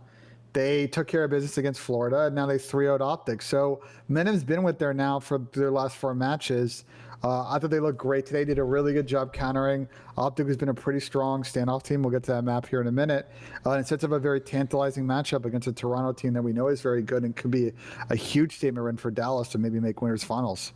I'm excited to actually see that match because one, it's gonna be Toronto's first match. I know the fans have said that they're not gonna be as good on land, so I'm really excited for that match. Yeah, there's been a lot of fans that are like, oh, this team is not that good, Bell Fiber, all that bullshit. You know what I mean? Like, you know how people are. Hey, so I'm excited to see that match. But the one thing that I'm really happy about is just seeing Reese because I was on the show. Maybe I think the one that before when they played LAG or Florida maybe, and I said Reese Vivid is and can be as good as Huke was for this team, and people were saying, nah, I don't think so.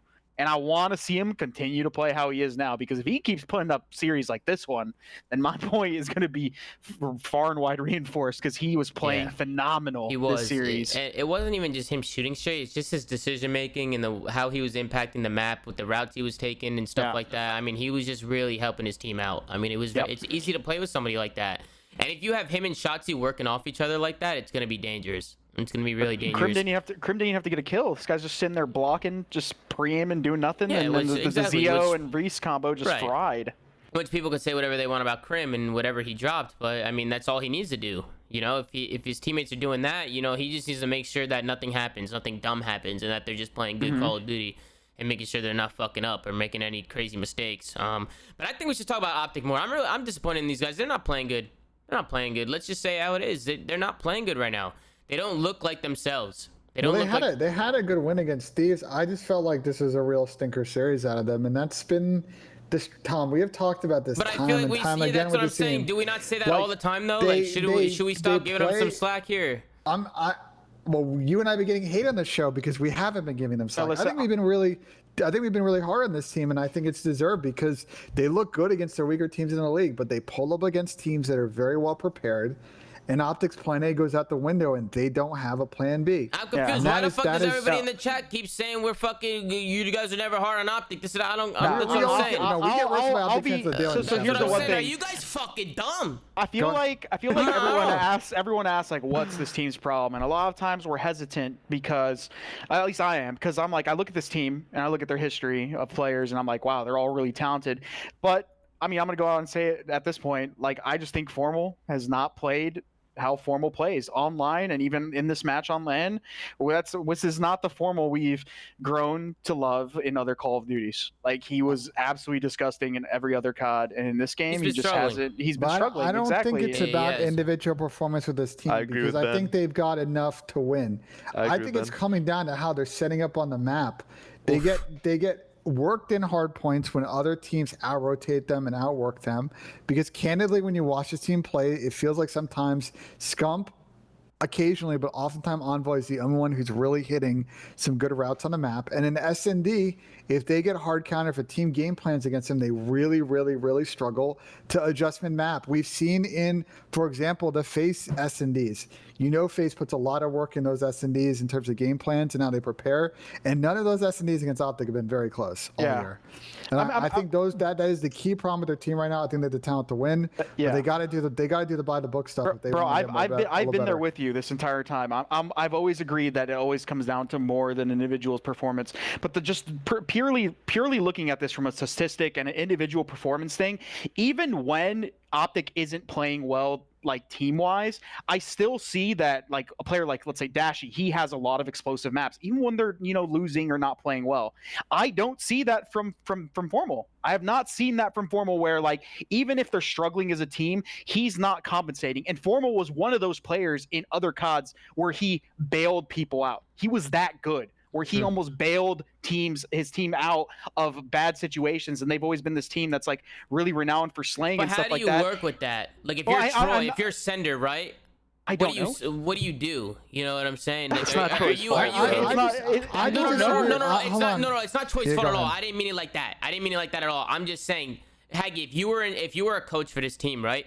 Are you thinking changes? Are you trying to make a change here? Is that what you're trying to lead to? Because it sounds like to me you're just saying he's on a decline. He's not doing this. There's no one. I don't think there's anyone available that has the ceiling that he does for this team. I just think it comes down to. I don't think it comes down to Troy. I think it comes down to them as a team in terms of Troy like at all.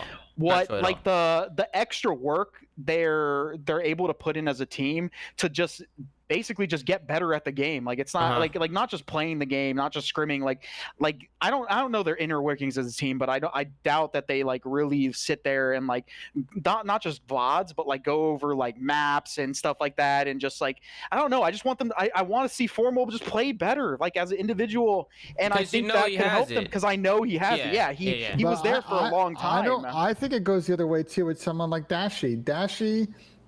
Dashy's one of those players that's been positive, like pretty much whenever they play, and that can be a good thing, but it can also be a terrible thing, because if you're consistently playing well and your team's getting smoked, like not winning respawns, it means you're going to the wrong spot on the map or you're making the wrong decision at a time. I just feel like as a team, their cohesion in respawns, especially against the better teams that are out rotating and out working with them, it gets exposed, and that's what they need to get better at. Yeah, of course. It's a team game, bro. It's a team game. Like, we all understand that. It's Formal. You get Formal in a good spot, and you guys have good comms, and you know where people are coming from, and everything's comfortable. He's gonna super fry. Yeah. But yeah, I get what Haggie's saying. Like, okay, the game's not always gonna go that way, so you need to be able to bail yourself out sometimes, etc. There's also definitely some truth to that too. Yeah. But I think the majority of their issues is just bad team play, which leads to not setting people up properly. Yeah, of course. And when you have so many superstars on your team, you need to be able to set someone up or a couple people up to be able to do what superstars do.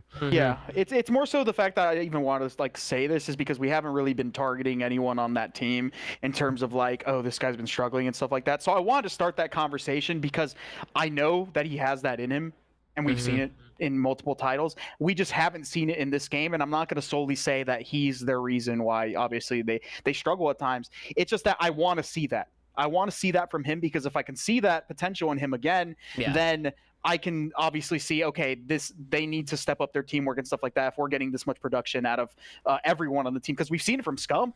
We've seen it from Envoy. We've seen it from Dashy. Scum's having his best individual. Exactly. We've seen all three of those players hit a different level of individual play, even though they're not looking like the best team. They've all hit a different level of individual play at certain times throughout the seasons, but we haven't seen that from Formal, and I want to see that from Formal if I want to feel confident in this team against higher echelon teams. Starts with the team. Someone points out in chat, this is kind of the exact point that Kenny was making in that 100 Thieves pre-show, and he got kind of roasted by the community for it. I mean, the exact point that you're trying to make right now, Chris. Yeah, well, listen, I feel like there's a lot. You know how Lamar said, like, listen, you know, you get these guys at good spots and this and that. They're gonna fry, right? That's just how they are. Do you feel like a team like this, like, I feel like Envoy makes plays, but do you feel like they're all kind of like the same player in a way? Yeah, they need an enabler. More, yeah, they need an enabler. They need like an Asim. Right. They don't have like a serious fucking entry fragger, a guy who's just gonna headbutt shit. You know Someone what I'm saying? that's the route man, like. There's a difference between route man that you're setting your team up, and there's a difference between route man that's like flanking and setting himself up for kills and trades. There's like, different play styles, and I feel like they're missing one. You need an enabler like Asim, somebody like that makes the game flow easier and makes it easier for your superstars. Like someone's that's going out of their way to take routes the right way, so a superstar like Dashy, whatever, can just get in as many engagements as possible and put his gunny to use. Right, and that's why. And listen, I think Envoy and Scump are very well capable of doing shit like that, but it also comes down to a playstyle thing sometimes. Like sometimes, you know what I'm saying? Like sometimes you need an Abizi, you need an Asim, like you need those type of guys. Thinking about it, Envoy and Scump can be very similar in the way they play at times. I think. At least. I just feel like sometimes Envoy and Scump are just not on the same page. You know, like Scump's playing kills, he's roaming, Envoy's hitting a fucking long route. You know, like they're just like they're not on the same page of what's going on. You know, they're they're doing their own thing. Like they're doing their own thing a lot. Yeah, and that's the thing too, is like you can talk about, like you said, play styles. You could try to go over as much VOD as you want and get people to do what you want them to do, but sometimes when it comes down to crunch time, people go to their instinct. So you do need some people on their team where their instinct, their natural reaction is to do those things. And that's the thing, Scump and Envoy have great instincts. They do. Like they're good players. Like they have good instinct. It's just like what we said. It's like a play style thing. I just feel like they're missing a role sometimes. Like I feel like they're missing that. And I don't know what you got to do to fix it, in terms of maybe they have to acknowledge it and try and change the way they're playing, or possibly make a change. I don't know, but we saw how much it can hinder a team today with New York without having Asim in there. Let's talk about this round, because Optic tries to throw this B fake, but Dallas has got people pretty much stacked this map. They got 2 guys alley and 1 guy in deli.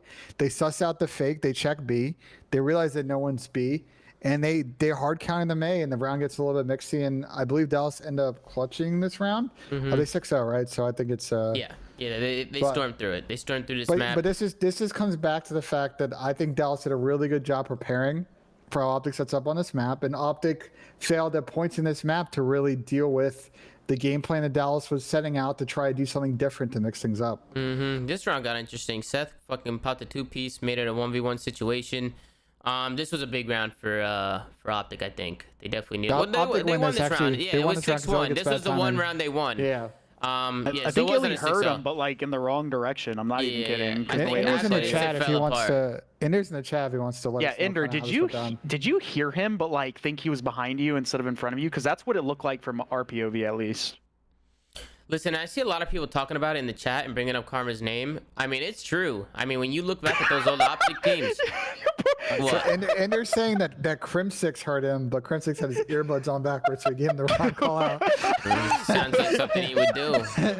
That's really tragic. Sounds like something this fucking guy would do, to be honest. Real quick to touch on this map and how they played that round. I'm not a big fan of like fakes and stuff on this map, because the map is so compact that that's not going to work if you're playing a team that is just not dumb. Like you can see like Optic sent like players like B, and they thought that players are going to wrap out, but that's just not how this map plays. Yeah, that's just not how it plays. No, I agree with you. No, it's honestly a pretty small map.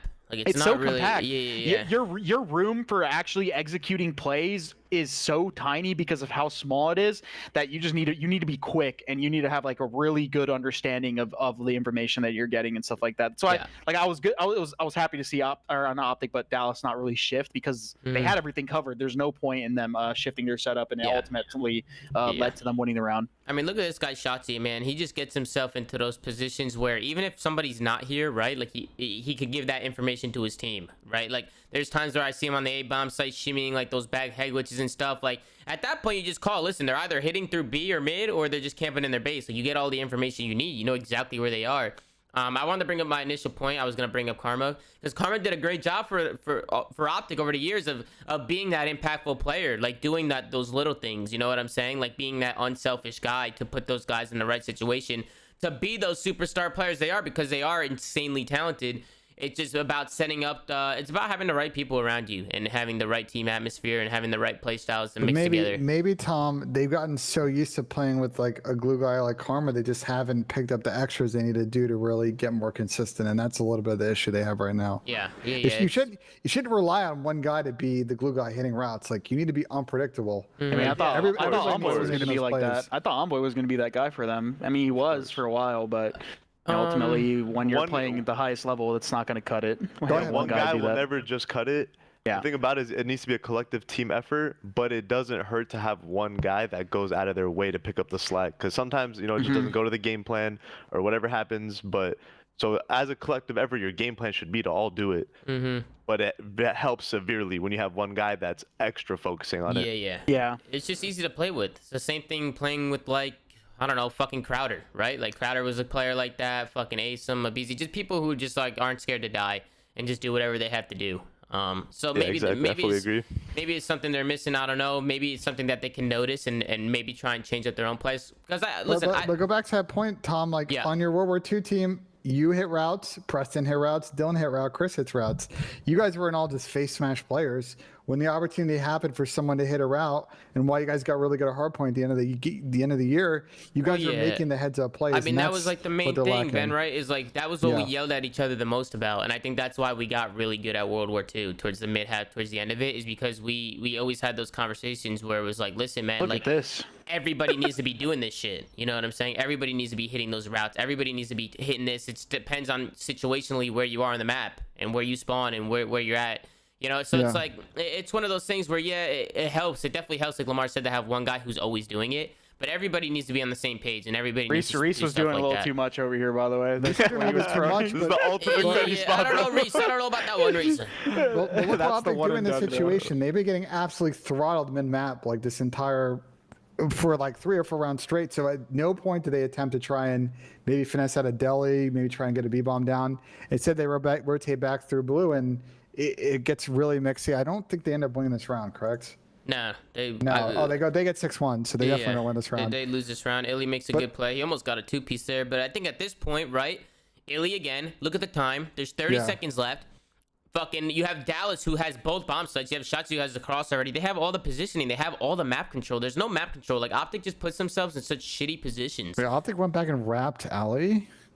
I mean, listen, there wasn't much that they can do, is what I'm trying to say. There's nothing that Optic could have done right there would have worked. On offense, unless you're face smashing A, you should never just be grouped up on this map. This is a map that is heavily reliant on crosses information, and spreading is actually really, really good before you execute. It's too easy, and that's what Dallas did, Chris. Dallas was doing that every time. They pushed up the map, they got the information, and they played off of it, and they always knew where the gaps were. Like, if somebody wants to hit a pinch, or you want to pin Optic into a corner of the map, you always had everything. You always had the information. Every time they got information, they made a play to basically suffocate Optic in their spawn. And that's literally how you want to play this map. 100%. Sometimes it looked like they were playing a little scared. You know, they were playing a little scared.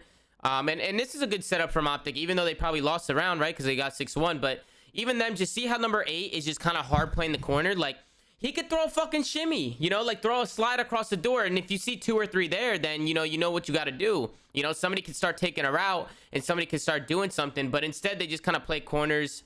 You see Dallas, they just kind of pin them into that box. Like, Optic set themselves up to get fucking smoked. Bro.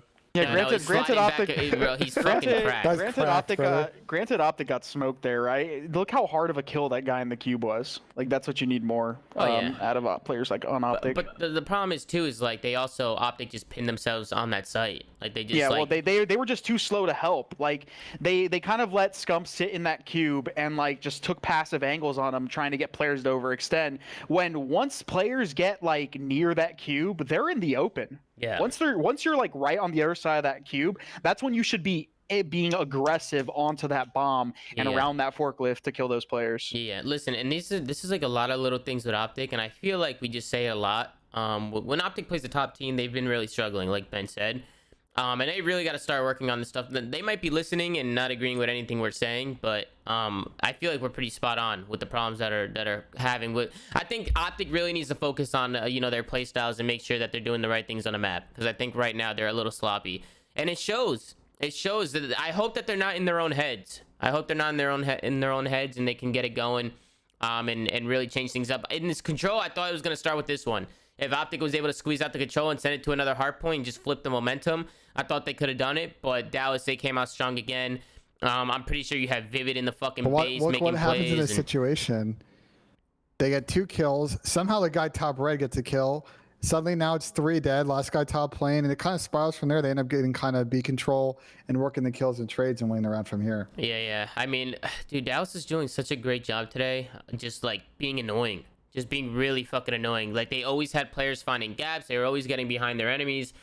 They were just doing a really good job just being in your face and just pushing that gas pedal down, to be honest. Dosty's been hitting that play for like 8 months. Yeah, pushing through and going red towers. Yeah, he loves that. Yeah, he loves it. He has his day one shit. He just has his day one shit that he always does. And he's really hard to play against. Bro, it must be annoying as fuck to see this kid sliding around in doorways and shit, and you just can't kill him. And meanwhile, while he's doing that, he's getting all the information in the world. So it's just like, he's a hard player to play against. You got to think that people are going to start copying this guy's playstyle a little bit. Now, it's a lot easier said than done because this guy's super fucking talented. But the way he plays and the way he gets information is just really exciting to watch. He's a really good player. He's a really good person to have on your team, I'll tell you that. But I think it started with this first round. Dallas were able to get onto this site on the last second, correct? Fucking 3 seconds left. I thought it was over after this first round of control, to be honest. It gets down to kills, and then Optic take a bunch of single chows across the map. It goes from being a 6v5 for Optic to a 4v3 for Dallas. They stack, and they obviously, we've talked time and time again, when you stack this point, things get a little bit hectic. People just single chowing, and from there, the round's over. First offensive win to Dallas. Yeah, I mean, you're seeing these guys get hyped. I think they really threw away that first round. They can't lose a defense like that. I think instead of taking, staying disciplined, taking some routes, maybe deep A street, working together, playing, working some trades, like Ben said, a lot of single chows across the map. They end up going down, they lose their life advantage, and you just have Dallas stacking the points. So at that point, you gotta run. You just gotta run at them and hope that you get them. But Dallas did a great job clutching up. I think after that, it was over. I thought it was chalk. Well, let's talk about what happens here. This is where I knew the game was over.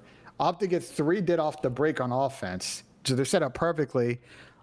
They've got a lot of guys off of around plane and bottom plane. Last guy, who I don't think they've seen yet, which is Shotzi, top plane. Look what they do in this situation.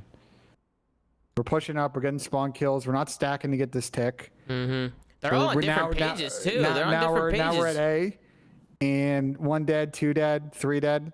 Suddenly, your man up situation. You're the last alive. You're trying to finesse A, and now you're back in the spawn trap. You got to think, what are the comms like right there? You get 3 dead, clean wipe off the rip, and everybody's doing something different. You got 1 guy going A, 1 guy going B, 1 guy playing spawn kills, 1 guy coming off spawn. It's like, where's the synergy? Where's the team? Like, what are they trying to do on the map? Like, what are they trying to accomplish? Plan, there's honestly, no plan. I didn't even notice that. I didn't even notice it when I was watching because I wasn't paying attention too much at this point. But the fact that you brought that up, Ben, was a really good point. Tom and I were watching that. We saw that. We lost full. We're like, this is over. Yeah, I mean, you have having a good break off on this map like that on offense, and then you throw it away. Be 20 minutes, man. Yeah, exactly. Like you said, they got such a good break off, have opportunity to get full map control. Last guy's Shotzi, they're for sure calling out, yo, he's probably in plane or something. Yeah. And then they just tried staying on B, getting control of everything. Like, commit to a side and look where that brings you. You fuck up the break, and then look at Vivid. He's in the base. He's on a fucking 6 streak. Once the guy's in here, it's just you're losing full. You're losing full. This is what's happening. And he's doing a great job manipulating spawns. I mean, him pushing up this left side of the map just spawns Optic in that back right corner, that back blue spawn. You have a guy top wing. That's number 4, who's at Crimsix, right?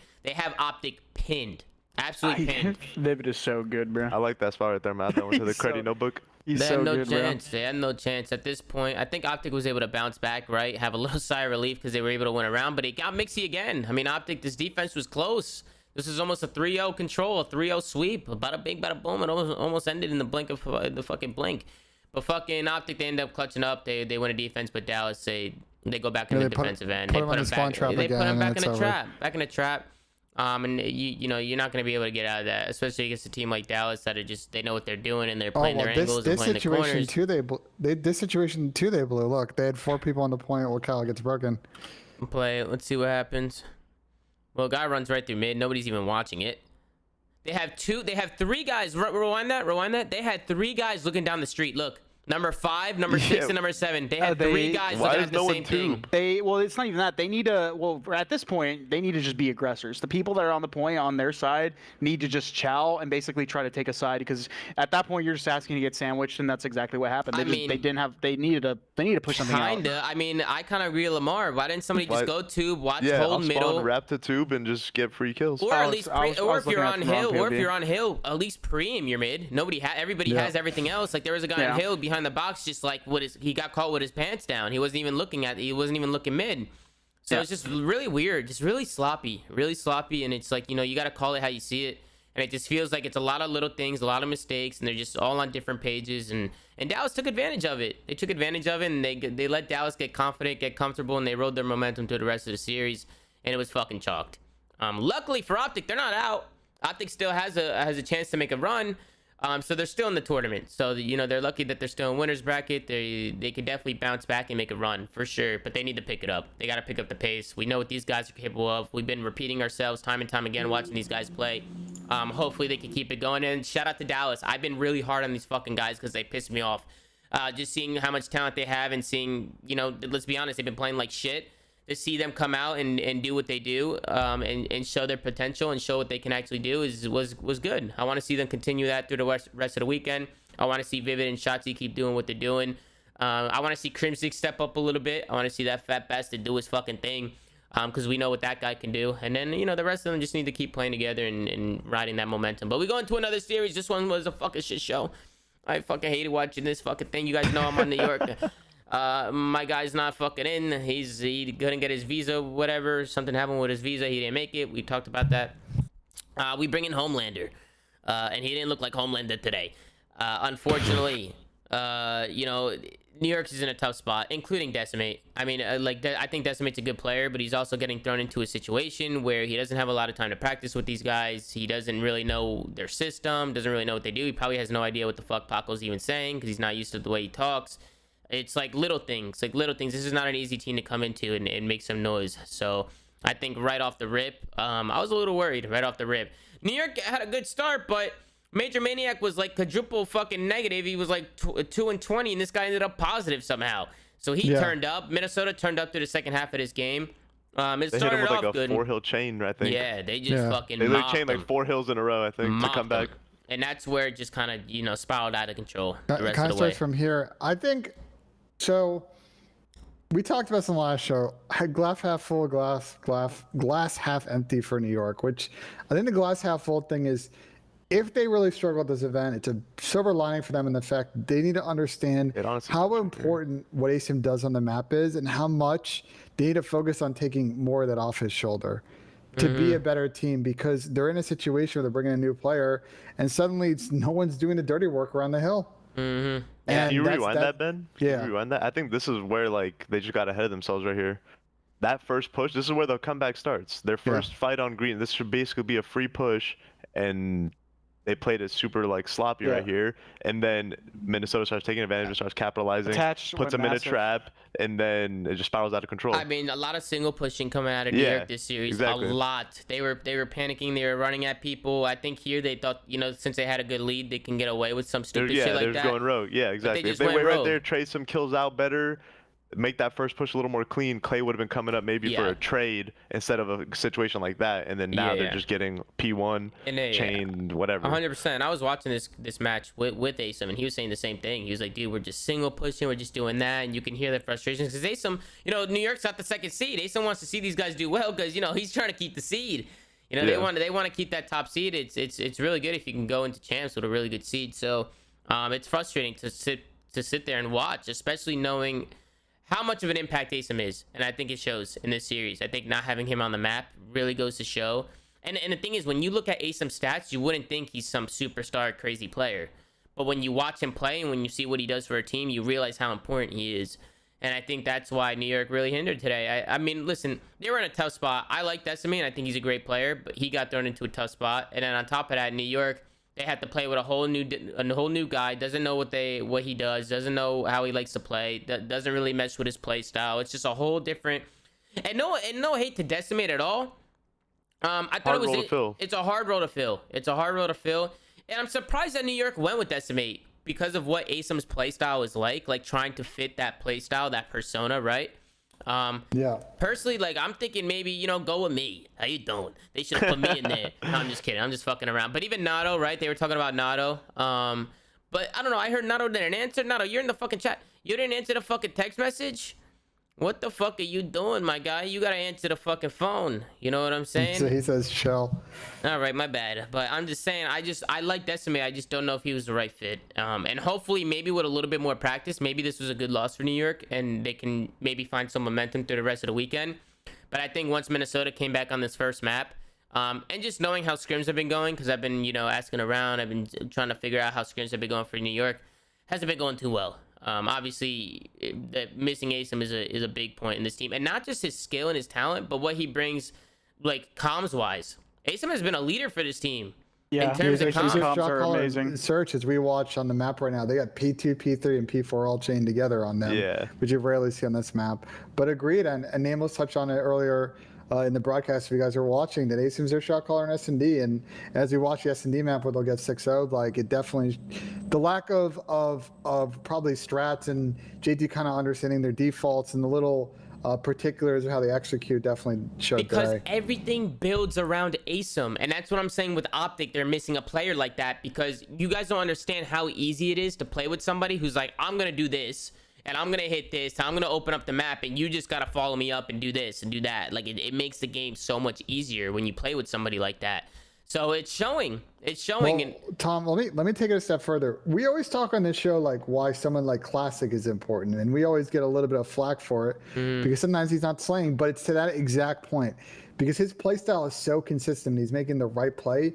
It makes it so much easier for the plus slayers in your team to play around that. Either use his life as bait to set up another two-piece, or in a situation, set up Nick to make the right play. I think that's the issue for New York with subbing out Asim for JT. That's the thing. You need to be able to do those plays that Asim does, or whoever the hell does it right in a BZ or Asim. I'll stop talking about Asim because you guys are like, yeah, why don't you just marry the guy? First of all, go fuck yourself. All right. I'm just saying it how it is. Asim's a good player. And I think the main important thing is, listen, you can't just run around and just not get kills. Like, if you're doing the things that an Abizi or an Asim or some of these guys do, you have to get kills. You know, like we talk about Classic, that's been his main problem, is he is a really smart player, and he is really unselfish, and that's why people love playing with Classic. I think he just struggles in the slaying department sometimes, and that's fair. If people want to criticize him on the slaying, it's completely fair. Go ahead, go ahead. No, you can go. I just want to shift gears and talk about like Rocker for a bit, because like obviously they made a huge comeback on this map, and that a lot of it stemmed from Major Maniac stepping it up. He had a big like a three-piece, I think, on the P2, which is like when they started to string together. 2v4 the P2 to hold that rotation. And same with Attach, Preston, Standy, they all played really well, and they were all really influential. But Major Maniac, I think, was the main catalyst of it all. He had a rough start to that game, and then he just picked it up, and he started going off. They started changing every hill. He was just piecing them up for sure. 100%. He had a huge bounce back. I think that was really important. Then we go into a raid S&D. And listen, this guy Priesta was built different. This map, this guy was making fucking he's sticking people across the map. Yeah. He Two was different options. He stuck someone off rip. Yeah, he was fucking. He had magnetic nades on clip down his class. You lose a map like that after choking that lead, then off break, you get stuck across the map. The series is chalk, bro. You're like, this is one of those. And it's Paco's first time on land. He's getting stuck in the fucking forehead running mid map. Like, I'd lose my fucking mind, you know. But Preston, he looked really good. I think there was one round, like 2 or 3 rounds in, he clutched. He had a big clutch as well in bedroom. Which I think was a big play, and just they rode the momentum through the whole fucking map. I think New York looked fucking terrible. They look in S&D, they looked completely lost. They looked like they didn't even know what they wanted to do. You could tell that they just weren't used to playing with Decimate. They just didn't know what to do. They didn't know what to without having a certain player in your lineup. You just don't know what to do. You don't know where to go. Don't know what to do. S&D is the hardest game mode. You saw Slasher talk about it with LATs, right? With Draza coming in. 2-3-5 is difficult with a new guy. It is. Well, New York gets 2v4'd in this round, actually. JT gets 2 kills on the retake, but this round ends up going to a 1v1. This is where Priesta goes rogue. Finesses Clayster, and they end up winning this. I literally called him clutching this right after he killed Hydra. I was watching with Austin in the room. I was like, he's clutching this. He's like, and again, no way. It's single and then this happens. Yeah, I mean, you see Mac running at him. Preston's able to get a kill. Mac runs at him. Person here, by the way, to visualize this. Yeah, this this is sick. fucking sick. And I mean, right here, Preston sees his fucking foot, and it's all over. This was a dagger. Bada bing, bada boom. That was a fucking dagger right there. I think No, the right dagger there. is the next round because it goes down to a 1v1 again, and they don't They're clutch all it. daggers. They're getting fucking steamrolled. I fucking listen. I'm a New York fan. All right, I hate seeing this shit. I didn't like watching it. You know, I wish we had the team. I wish we had the squad. They're just put in a really tough situation. On top of that, you know, I think Minnesota came out and played well. I think Minnesota. Yeah, they played great. Yeah, they played really good. I think they played well, and you know, you got to give them credit because you know, against a team like New York, they're still good even with Decimate. It's not like these guys can't shoot back all of a sudden because Asim's not on the team. You know, they're still a good roster, but you got to give credit where credit's due. Minnesota looked good today. I think the only time they really didn't look good to me was off the start of the Garrison hardpoint. I thought they were really shaky, and Mike had a really bad start, and I said, huh, interesting. I wonder if New York's going to slap them up, and then they just turned it around. They turned it around, and it was good to go.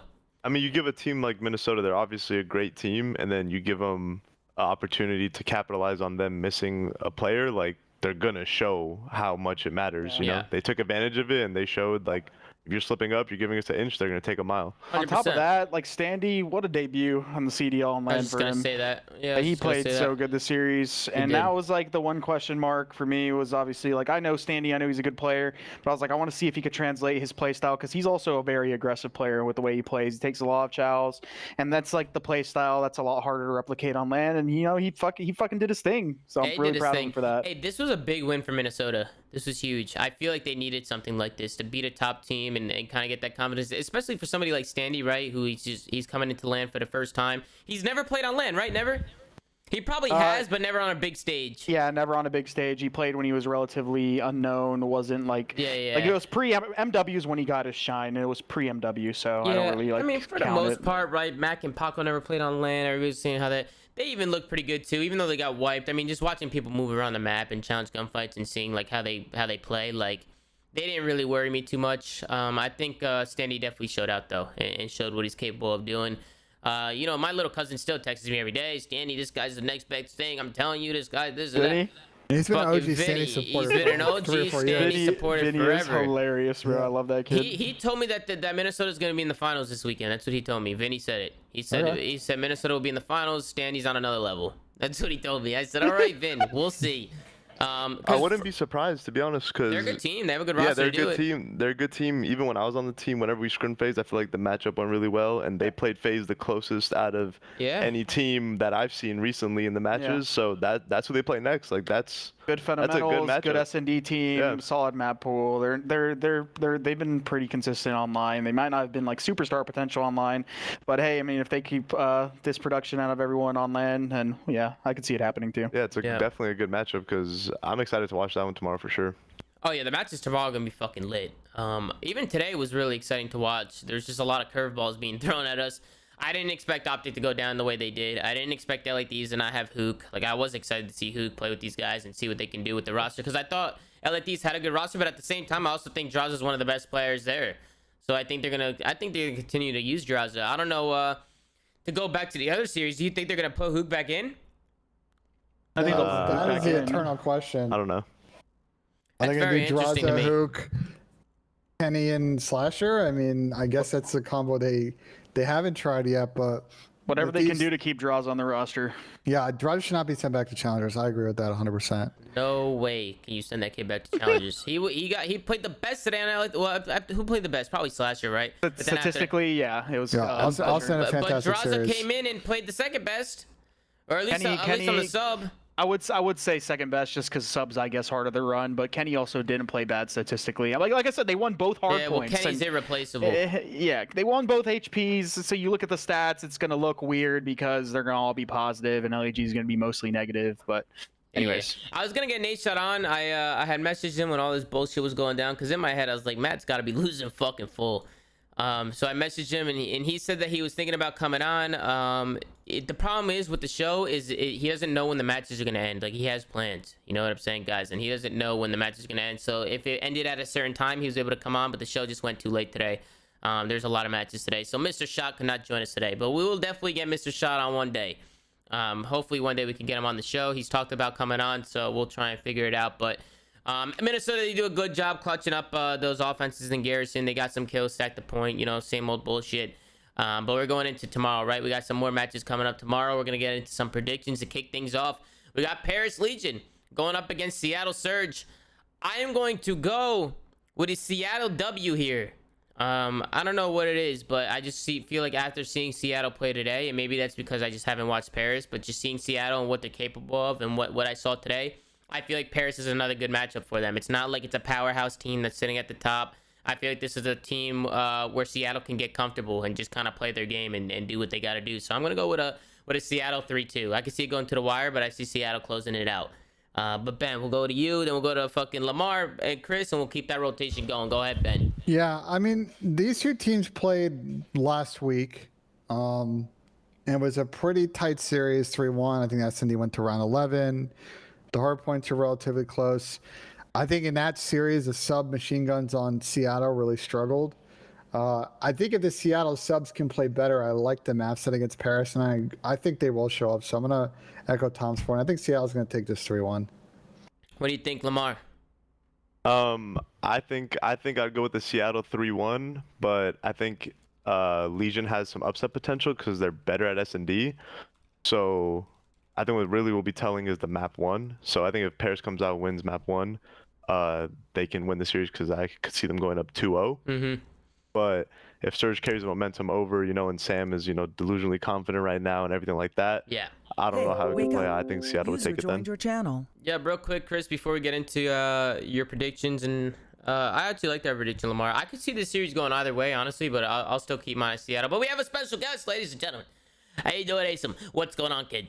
What's going on, guys? How we doing? Pretty good, man. We were just talking about the New York series a little bit, and it was a little bit slow. Not a little bit. It looked like shit today. They didn't look good today, and I just want to get you into the show, see how you're feeling, see where your vibes are at, and how are you feeling sitting at home, man? I know it's been tough, right? It's been tough watching all this shit.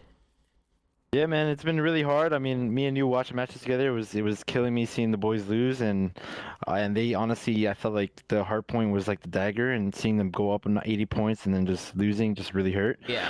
But bro, like I still like, bro, we've done this before in stage 1 where we looked awful in winners round 1 against Optic, and then we made a fucking run. So yeah. I feel like they have their opportunity to make it. Oh, yeah. And like Ben said, like, I think this is going to be a good reality check for everyone to just start playing together again, because I think we've kind of fallen off that kind of wave where we're just kind of outskilling people at this point, and we need to go back into the winning and teamwork mindset. And I'm sure like that win or that loss would really help them, especially being on land with everyone being in the same place. I think it's gonna be a lot easier for them to get on the right page. But yeah, I mean, I'm still confident in the boys. Like, I think they can still make the run.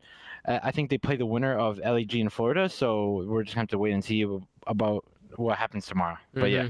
100%. It definitely sucks. I mean, we were sitting, like you said, we were watching the matches, and just we all want to see you out there. You know what I'm saying? Because we know what you bring to the table, right? But I agree with you. I think New York can make a run. I can see a lot of teams making a run. I can see Optic making a run as well. I just think there's a lot of talent in the league for people to kick up and just catch fucking fire.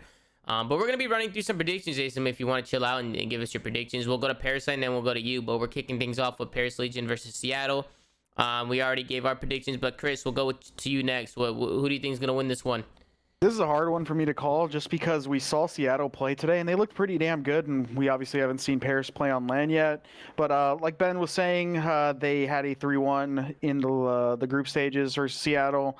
So I'm just being unbiased to the fact that we've seen Seattle on LAN. I'm probably going to say Paris will probably win it 3-2. Just because I liked what I saw of Paris when they played Seattle, and they've looked like they've been on the upward trend, at least in their search and destroy gameplay, which is something they've been struggling in. Yeah. And I'm actually really curious to see how these vetoes come out tomorrow, because I don't know if they're gonna, even though Seattle's really good at raid, I don't know if they're gonna play Paris on that, because that's the one S&D that Paris has actually been winning. It's really the only one. Yeah. So I'm interested to see how that goes, but Paris 3-2 for me. Yeah, it's a hard series to call, right? I mean, it is what it is.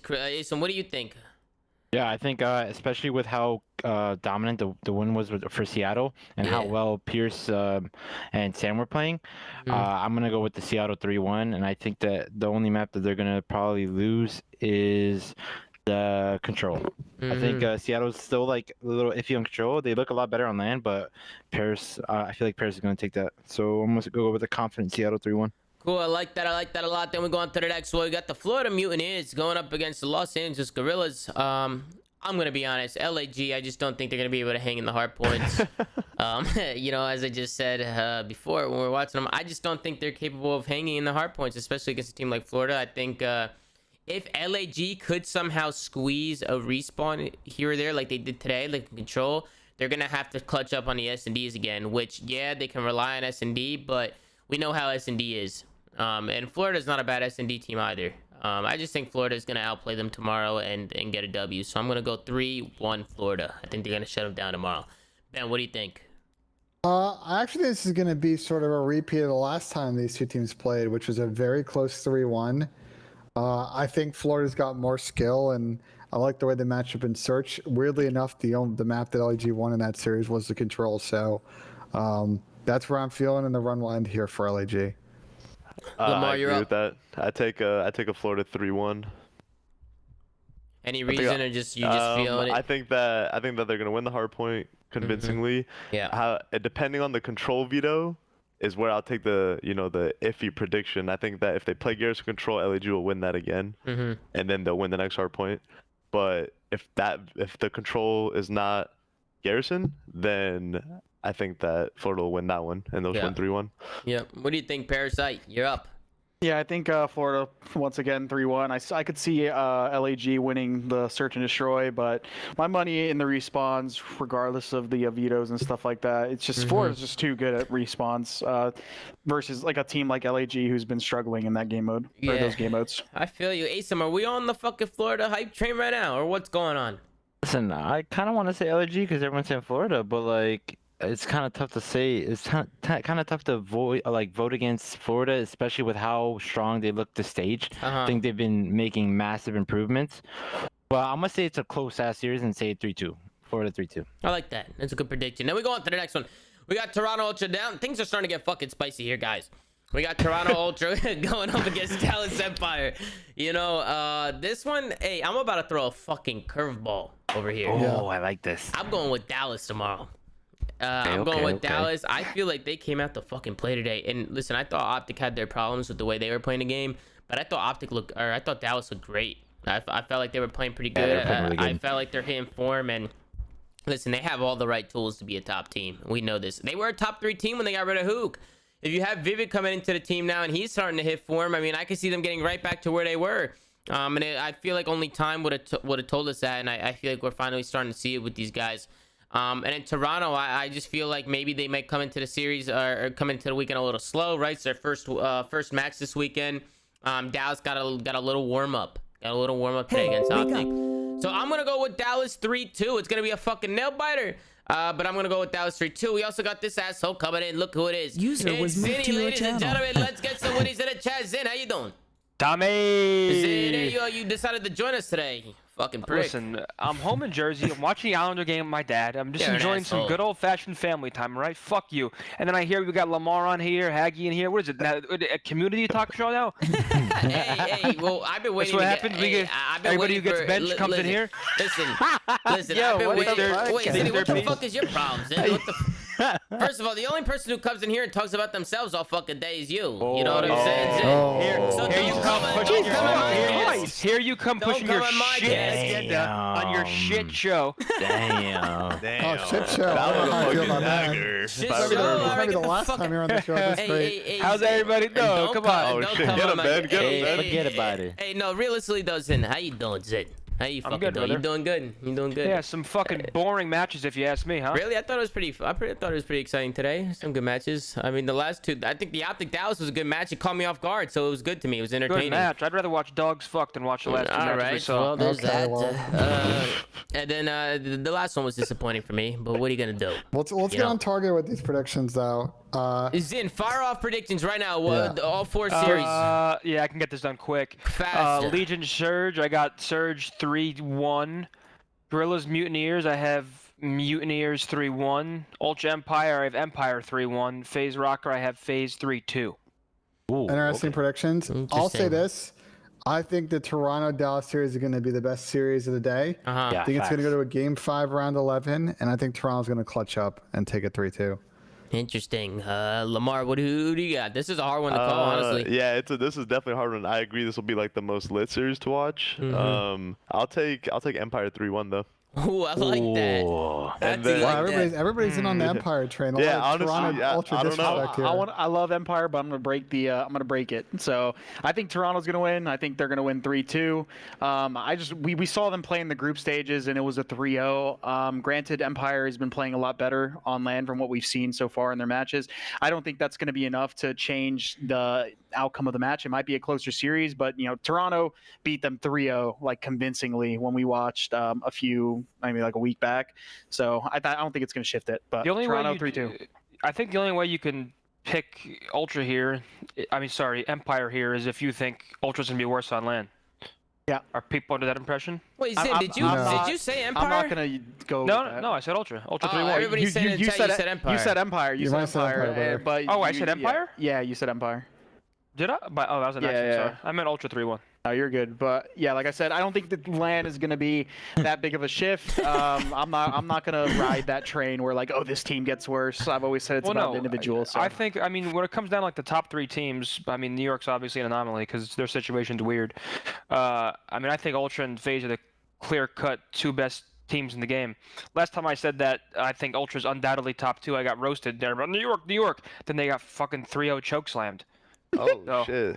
Well, Dallas has an opportunity tomorrow to come out and maybe shuffle that thought process. I wouldn't go with choke slammed, but it was they got smoked. It'll be an interesting series regardless. Yeah, if Dallas comes out and wins tomorrow, suddenly that thought process switches up. I just think the Toronto guys have played well all year, at least stage 1 aside.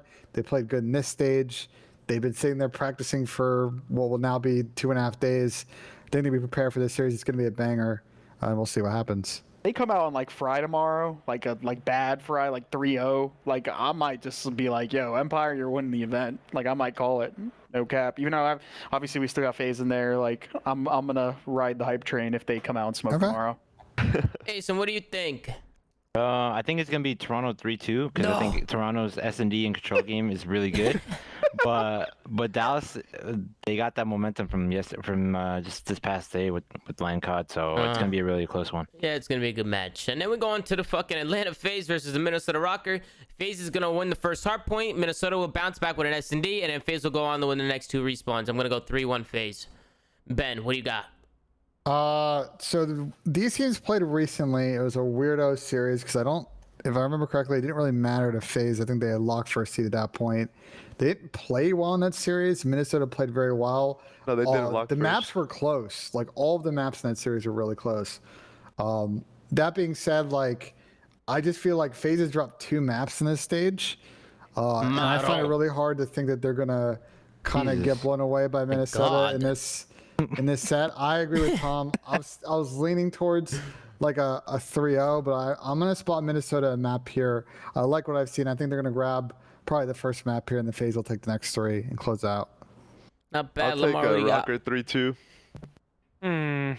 I'll take a Rocket 3-2. They played them really No, they close did. I mean, in the last match. Hey, listen. First of all, you're one to talk, man. You always. Hold on. Okay, no. Fuck you. Ultra's a top 2 team in the game. Okay, but you weren't saying that when you first got benched. You weren't saying that when you first got benched, and you were just saying Toronto 3-0, Toronto 3-0, Wait, Toronto 3-0. That's what you're saying the entire time. Wait, Tom, was you not doing that? I was He obviously was. saying it sarcastically. Yeah, but you were ruining the prediction segment. You would always just be like, listen, Toronto 3-1, bro. Let's 3-0. fucking be It's good honest. beef, guys. No. It's good Listen, let's just say it how it is, though. Let's just say it how it is. Like, come Listen, on. if I'm doing a New York fucking prediction, I'm going with New York. If Zinni gets a fucking Toronto, he's going.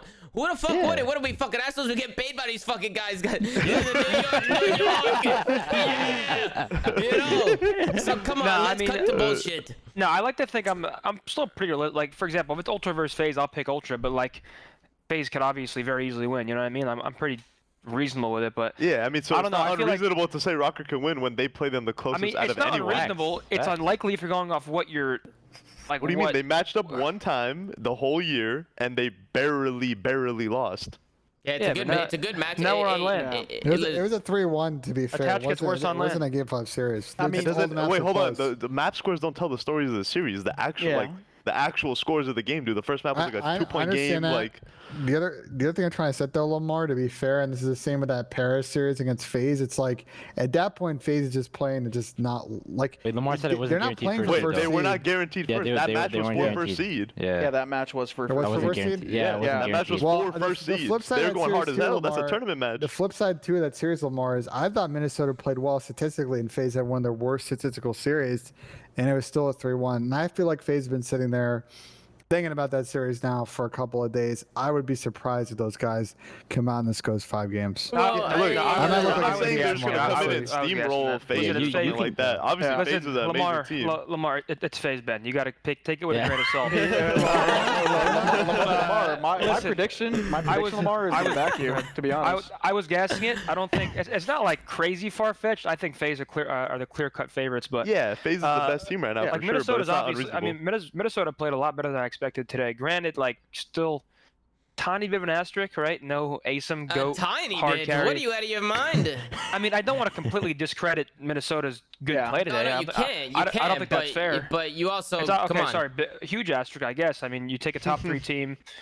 You take a top 5 player. You switch up that Formuoli and then fucking. That's the problem. It's a top 5 player.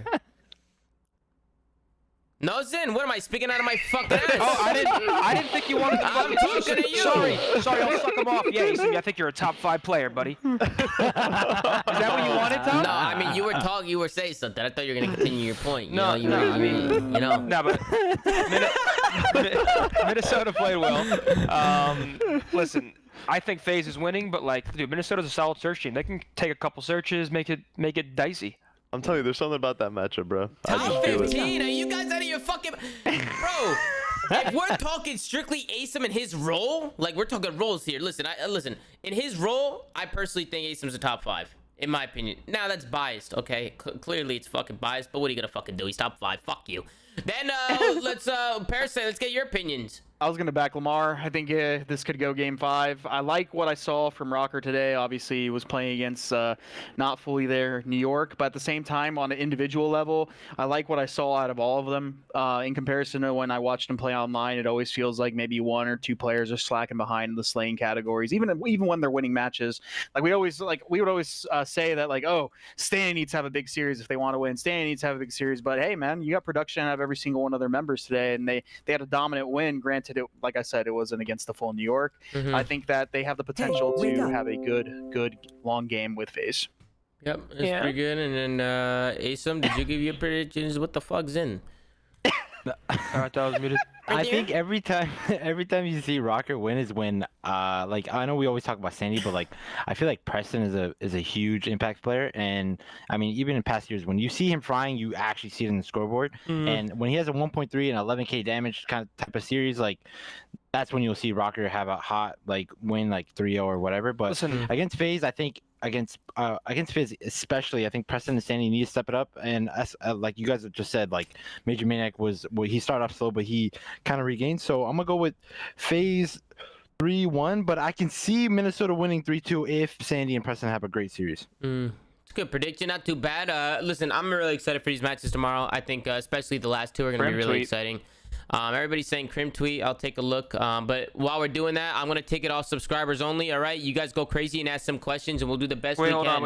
Let me say something quick because I know. Go ahead. I know you guys already talked about this, so I don't want to like start a whole new conversation. But let's not like. Okay, listen, we can give Minnesota the credit, but let's not gas the fact that New York threw a 100-point lead and then just broke down. Yeah, like, I mean, realistically, let's not act like that series wasn't dictated by that first map. Well, realistically too, I also said this. It's not like Hydra, Mac, and Clay are just fucking shit without Asim. Like they definitely got mobbed today, and Minnesota definitely outplayed them for sure. But at the same time, I also think they're missing a very key factor to their team. And I think there's a lot that Asim brings to that team that people don't know and don't see. It's just a difference in pacing, right? Yeah, it's a whole different team. It's a whole different thing. JT is like a slayer, whereas I describe Asim as like always the first winning, going to get you 1 or 2. They sort of lose that bit of pacing, even if it's like a second or 2 or millisecond or 2. It's still very different. So yeah, sorry, I don't mean to go on a tangent. No, I know you already talked about that shit. Nah, but I agree with you honestly. But Crimsix, he came out with a fucking tweet. By the way, today's match is a prime example of how you act after a win versus your rivals. You don't scream in their face and kick them when they're down. That is how cowards act, and that isn't me and isn't us either. Rivals are always pushing you to be pussy. better. Nah, Who does this guy think he is? I don't like we this. know who. Crim, we know you. You are not this. Fuck you. Get him on the show. Get him on the show. Crim is not that guy. You are not that guy. You are not that guy. Trust me, pal. You are not that guy. Trust me, you're not that guy. I've been waiting for someone to make that reference. Wow, I just dropped it in the best way That's possible. typical. That was good. Nah, I don't like that, bro. Like, talk your shit. People are gonna roast you. You roast them. Like, it's all entertainment. It's great content. Like, that's what I love. That I love when people talk shit to each other. No, what he says is respectable. If Asim tweeted it. Yo, Not Tommy, Crim. Not Tommy. Crim, dude. We know you, son. Tommy, you need to put that on the stream so people understand what Zimmy's talking about. Give it a Ben. DM me this, all right? DM me this on Discord. DM it or Discord? Discord, because I'm on a dual PC, so I can't. Yeah, I send it to Discord. For people that like aren't on TikTok, like we're gonna play you guys the memes. You understand? Not that guy. Put it up. You're not that guy. That was perfect. That was gold, bro. Wait. That was good stuff. I wasn't even planning on going there. Just rolled off the tongue. Oh, Zimmy, all morning, this TeamSpeak has been saying it nonstop. That's why it was that much funnier, because you just dropped it out of nowhere. And also, if you haven't seen it yet, you live under a rock. Yeah, let's play it real quick. It's 10 seconds. Here we go. You're not that guy, pal. Trust me. You're not that guy. Okay? Absolutely. That's good stuff, bro. That's good stuff. No, you know why it's funny too? Because when you pair it with other things, right? Like when you use it as a meme, it's fucking comedy. I saw one where it's like when you're looking for extra large condoms, and it goes, "You're not that guy, pal. Trust me, you're not that guy." Oh shit! Fucking music is playing. We're good. But yeah, is there any questions in the chat that we can fucking grab? Ben, have you seen any? Because I've been fucking doing all this shit. Did you pick any questions out of the fucking full version? No, the full version is too long. Listen, bro, you guys could go look with the fucking full version. I'll give it to him real quick. All right, go ahead. You're not that guy, pal. Trust me, you're not that guy. Are you? Absolutely. You pimply-headed freak. Wait, what? He said that? Yeah, he said you pimple-headed freak or something like that. Shit, what the fuck? Someone said, so if Optic struggles continue out to the end of the season, what do you think they'll do for next year? What changes happen, if any? I think 100% they'd make a change if they manage to not win an event this year. They'll make a change. They have to. I mean, they don't have to, but I feel like they'll feel the need to. You have to. Yeah, they'll feel the need to. Yeah. Yeah, but who? Like, bro, that's always the biggest question is who the hell do you replace on Optic and for who? Yeah, I don't know. That's where things get a little tricky.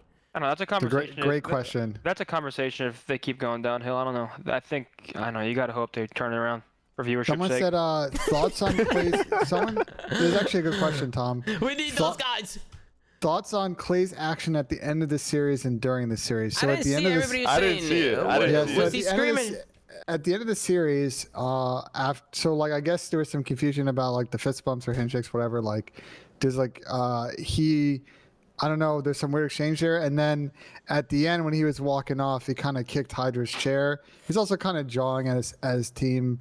I think he was definitely frustrated. Was Hydra sitting on the chair? No, he was standing up. They were all like because I would have said something to Clay if he kicked it while Hydra's on the chair. You don't disrespect Paco. No, they were all standing up. I don't see Clay doing that, and I see people saying man child and this and that. Listen, bro, Clay, that's just how Clay is, man. He's always been like that. I watched this guy toss a fucking silver medal across the fucking venue. Listen, bro, That I shit don't was think. hilarious. No, he didn't. Bro, He didn't realize how. That was hilarious. So he was how trying frustrating to it is? kick the Sorry. chair into the desk like with his hip, and it curved left and it hit Paco, and that was not his intention. And he also said that he didn't even turn around, like he didn't know it hit Paco like at all. He had no idea because he was just frustrated and he was walking off, and it looked really bad, obviously, because everyone thought he intentionally kicked the chair towards Paco, saying like, "Yo, like you fucked up or some shit." But that was not That'd the be so intention. weird, bro. And No one would ever do also- that. Yeah, exactly. You wouldn't do that to your teammate, bro. And Yeah, also the other what? thing is like the reason why he didn't fist bump is because he thought it was COVID. Like you're not allowed to fist bump the team, especially with how they're trying to mediate like the contact tracing with everyone so that no one gets positive from COVID. So that was like the other thing. The reason why he didn't fist bump He like half the lost players. full, guys. He lost fucking full. Clayster, he Bro. came out and tweeted out, "Holy shit, y'all are annoying." I wasn't yelling at him. I was yelling at the whole team. I didn't know we were fist bumping after games, and 2 had already passed by the time I noticed. It's being blown out of proportion. Who cares, bro? How many times have we seen Clay yell after a fucking loss? He cares. He's just passionate. I mean, it's fucking. Yeah, but hold on. I'm gonna argue high. that. First off, I'm gonna defend him. Then I'm gonna fucking not roast him, but like he gets a pass because he's Clay. Whereas if any other player does that type of shit, they're seen as toxic and talk shit about. Whereas if it's Clay, it's like, Instead oh, of it's Clay. passionate He's and passionate. whatever. Yeah, Where that's if it's true. Slasher, it's a fucking negative toxic prick. It's like it just depends on the perception image of the and person. stigma, But yeah. to his defense, like being a top 3 team and then your team can't go to the event is horseshit. Frustrations are high and I shit. understand that. So. But still, there's just weird misconception where, oh, Clay's super passionate. What a good guy. What a prick. This guy's it's just like, it's the same thing. It's just the way you perceive different people. Yeah. I mean, especially somebody like me too who knows Clay, you just know how to deal with it. Like I had no problem ever speaking up to Clay because at the end he'll always have like a conversation with you and talk to you. Like he'll never just treat you like a piece of shit. But I think sometimes his emotions get in the way and he does shit like toss fucking medals across the venue or fucking kick a chair or do some weird shit, right? And just like, listen, man, it is what it is. What are you gonna fucking do? I think it's being blown way out of fucking proportion. But yeah, I agree with what Zinni said. You know, it could be looked at in a bad way. So, you know, people can say whatever they want, but who gives a fuck? Let's move on to some other questions. Let's take one more. Do you feel that the entry sub will become a more common playstyle new players take on to stand out since there's a high demand for them and low supply? It's always been a playstyle you should get on your team. I feel like getting an entry sub like that has always been a thing in COD, has it not? Yeah, no, it has been. The way I see it is, bro, you're a sub, you do sub things. You're an AR, you do AR things. Some people just get it, some people just don't. Like Asim is one of those players that understands it. It's not like Asim's just going in first every single time. He just understands when he needs to do something that needs to be done on the map, and he's good at it. Yeah, I mean that's another thing too. Is there's people who try to do it, and you're a sub. You play like a sub. You're an AR. You play like an AR. There's no roles. Wait, the question was people that are better at certain things. The question was how to get noticed. No, it wasn't how to get noticed. Do you feel that the entry sub will become a more common playstyle? New players take on to stand out since there's a high demand for them and low supply.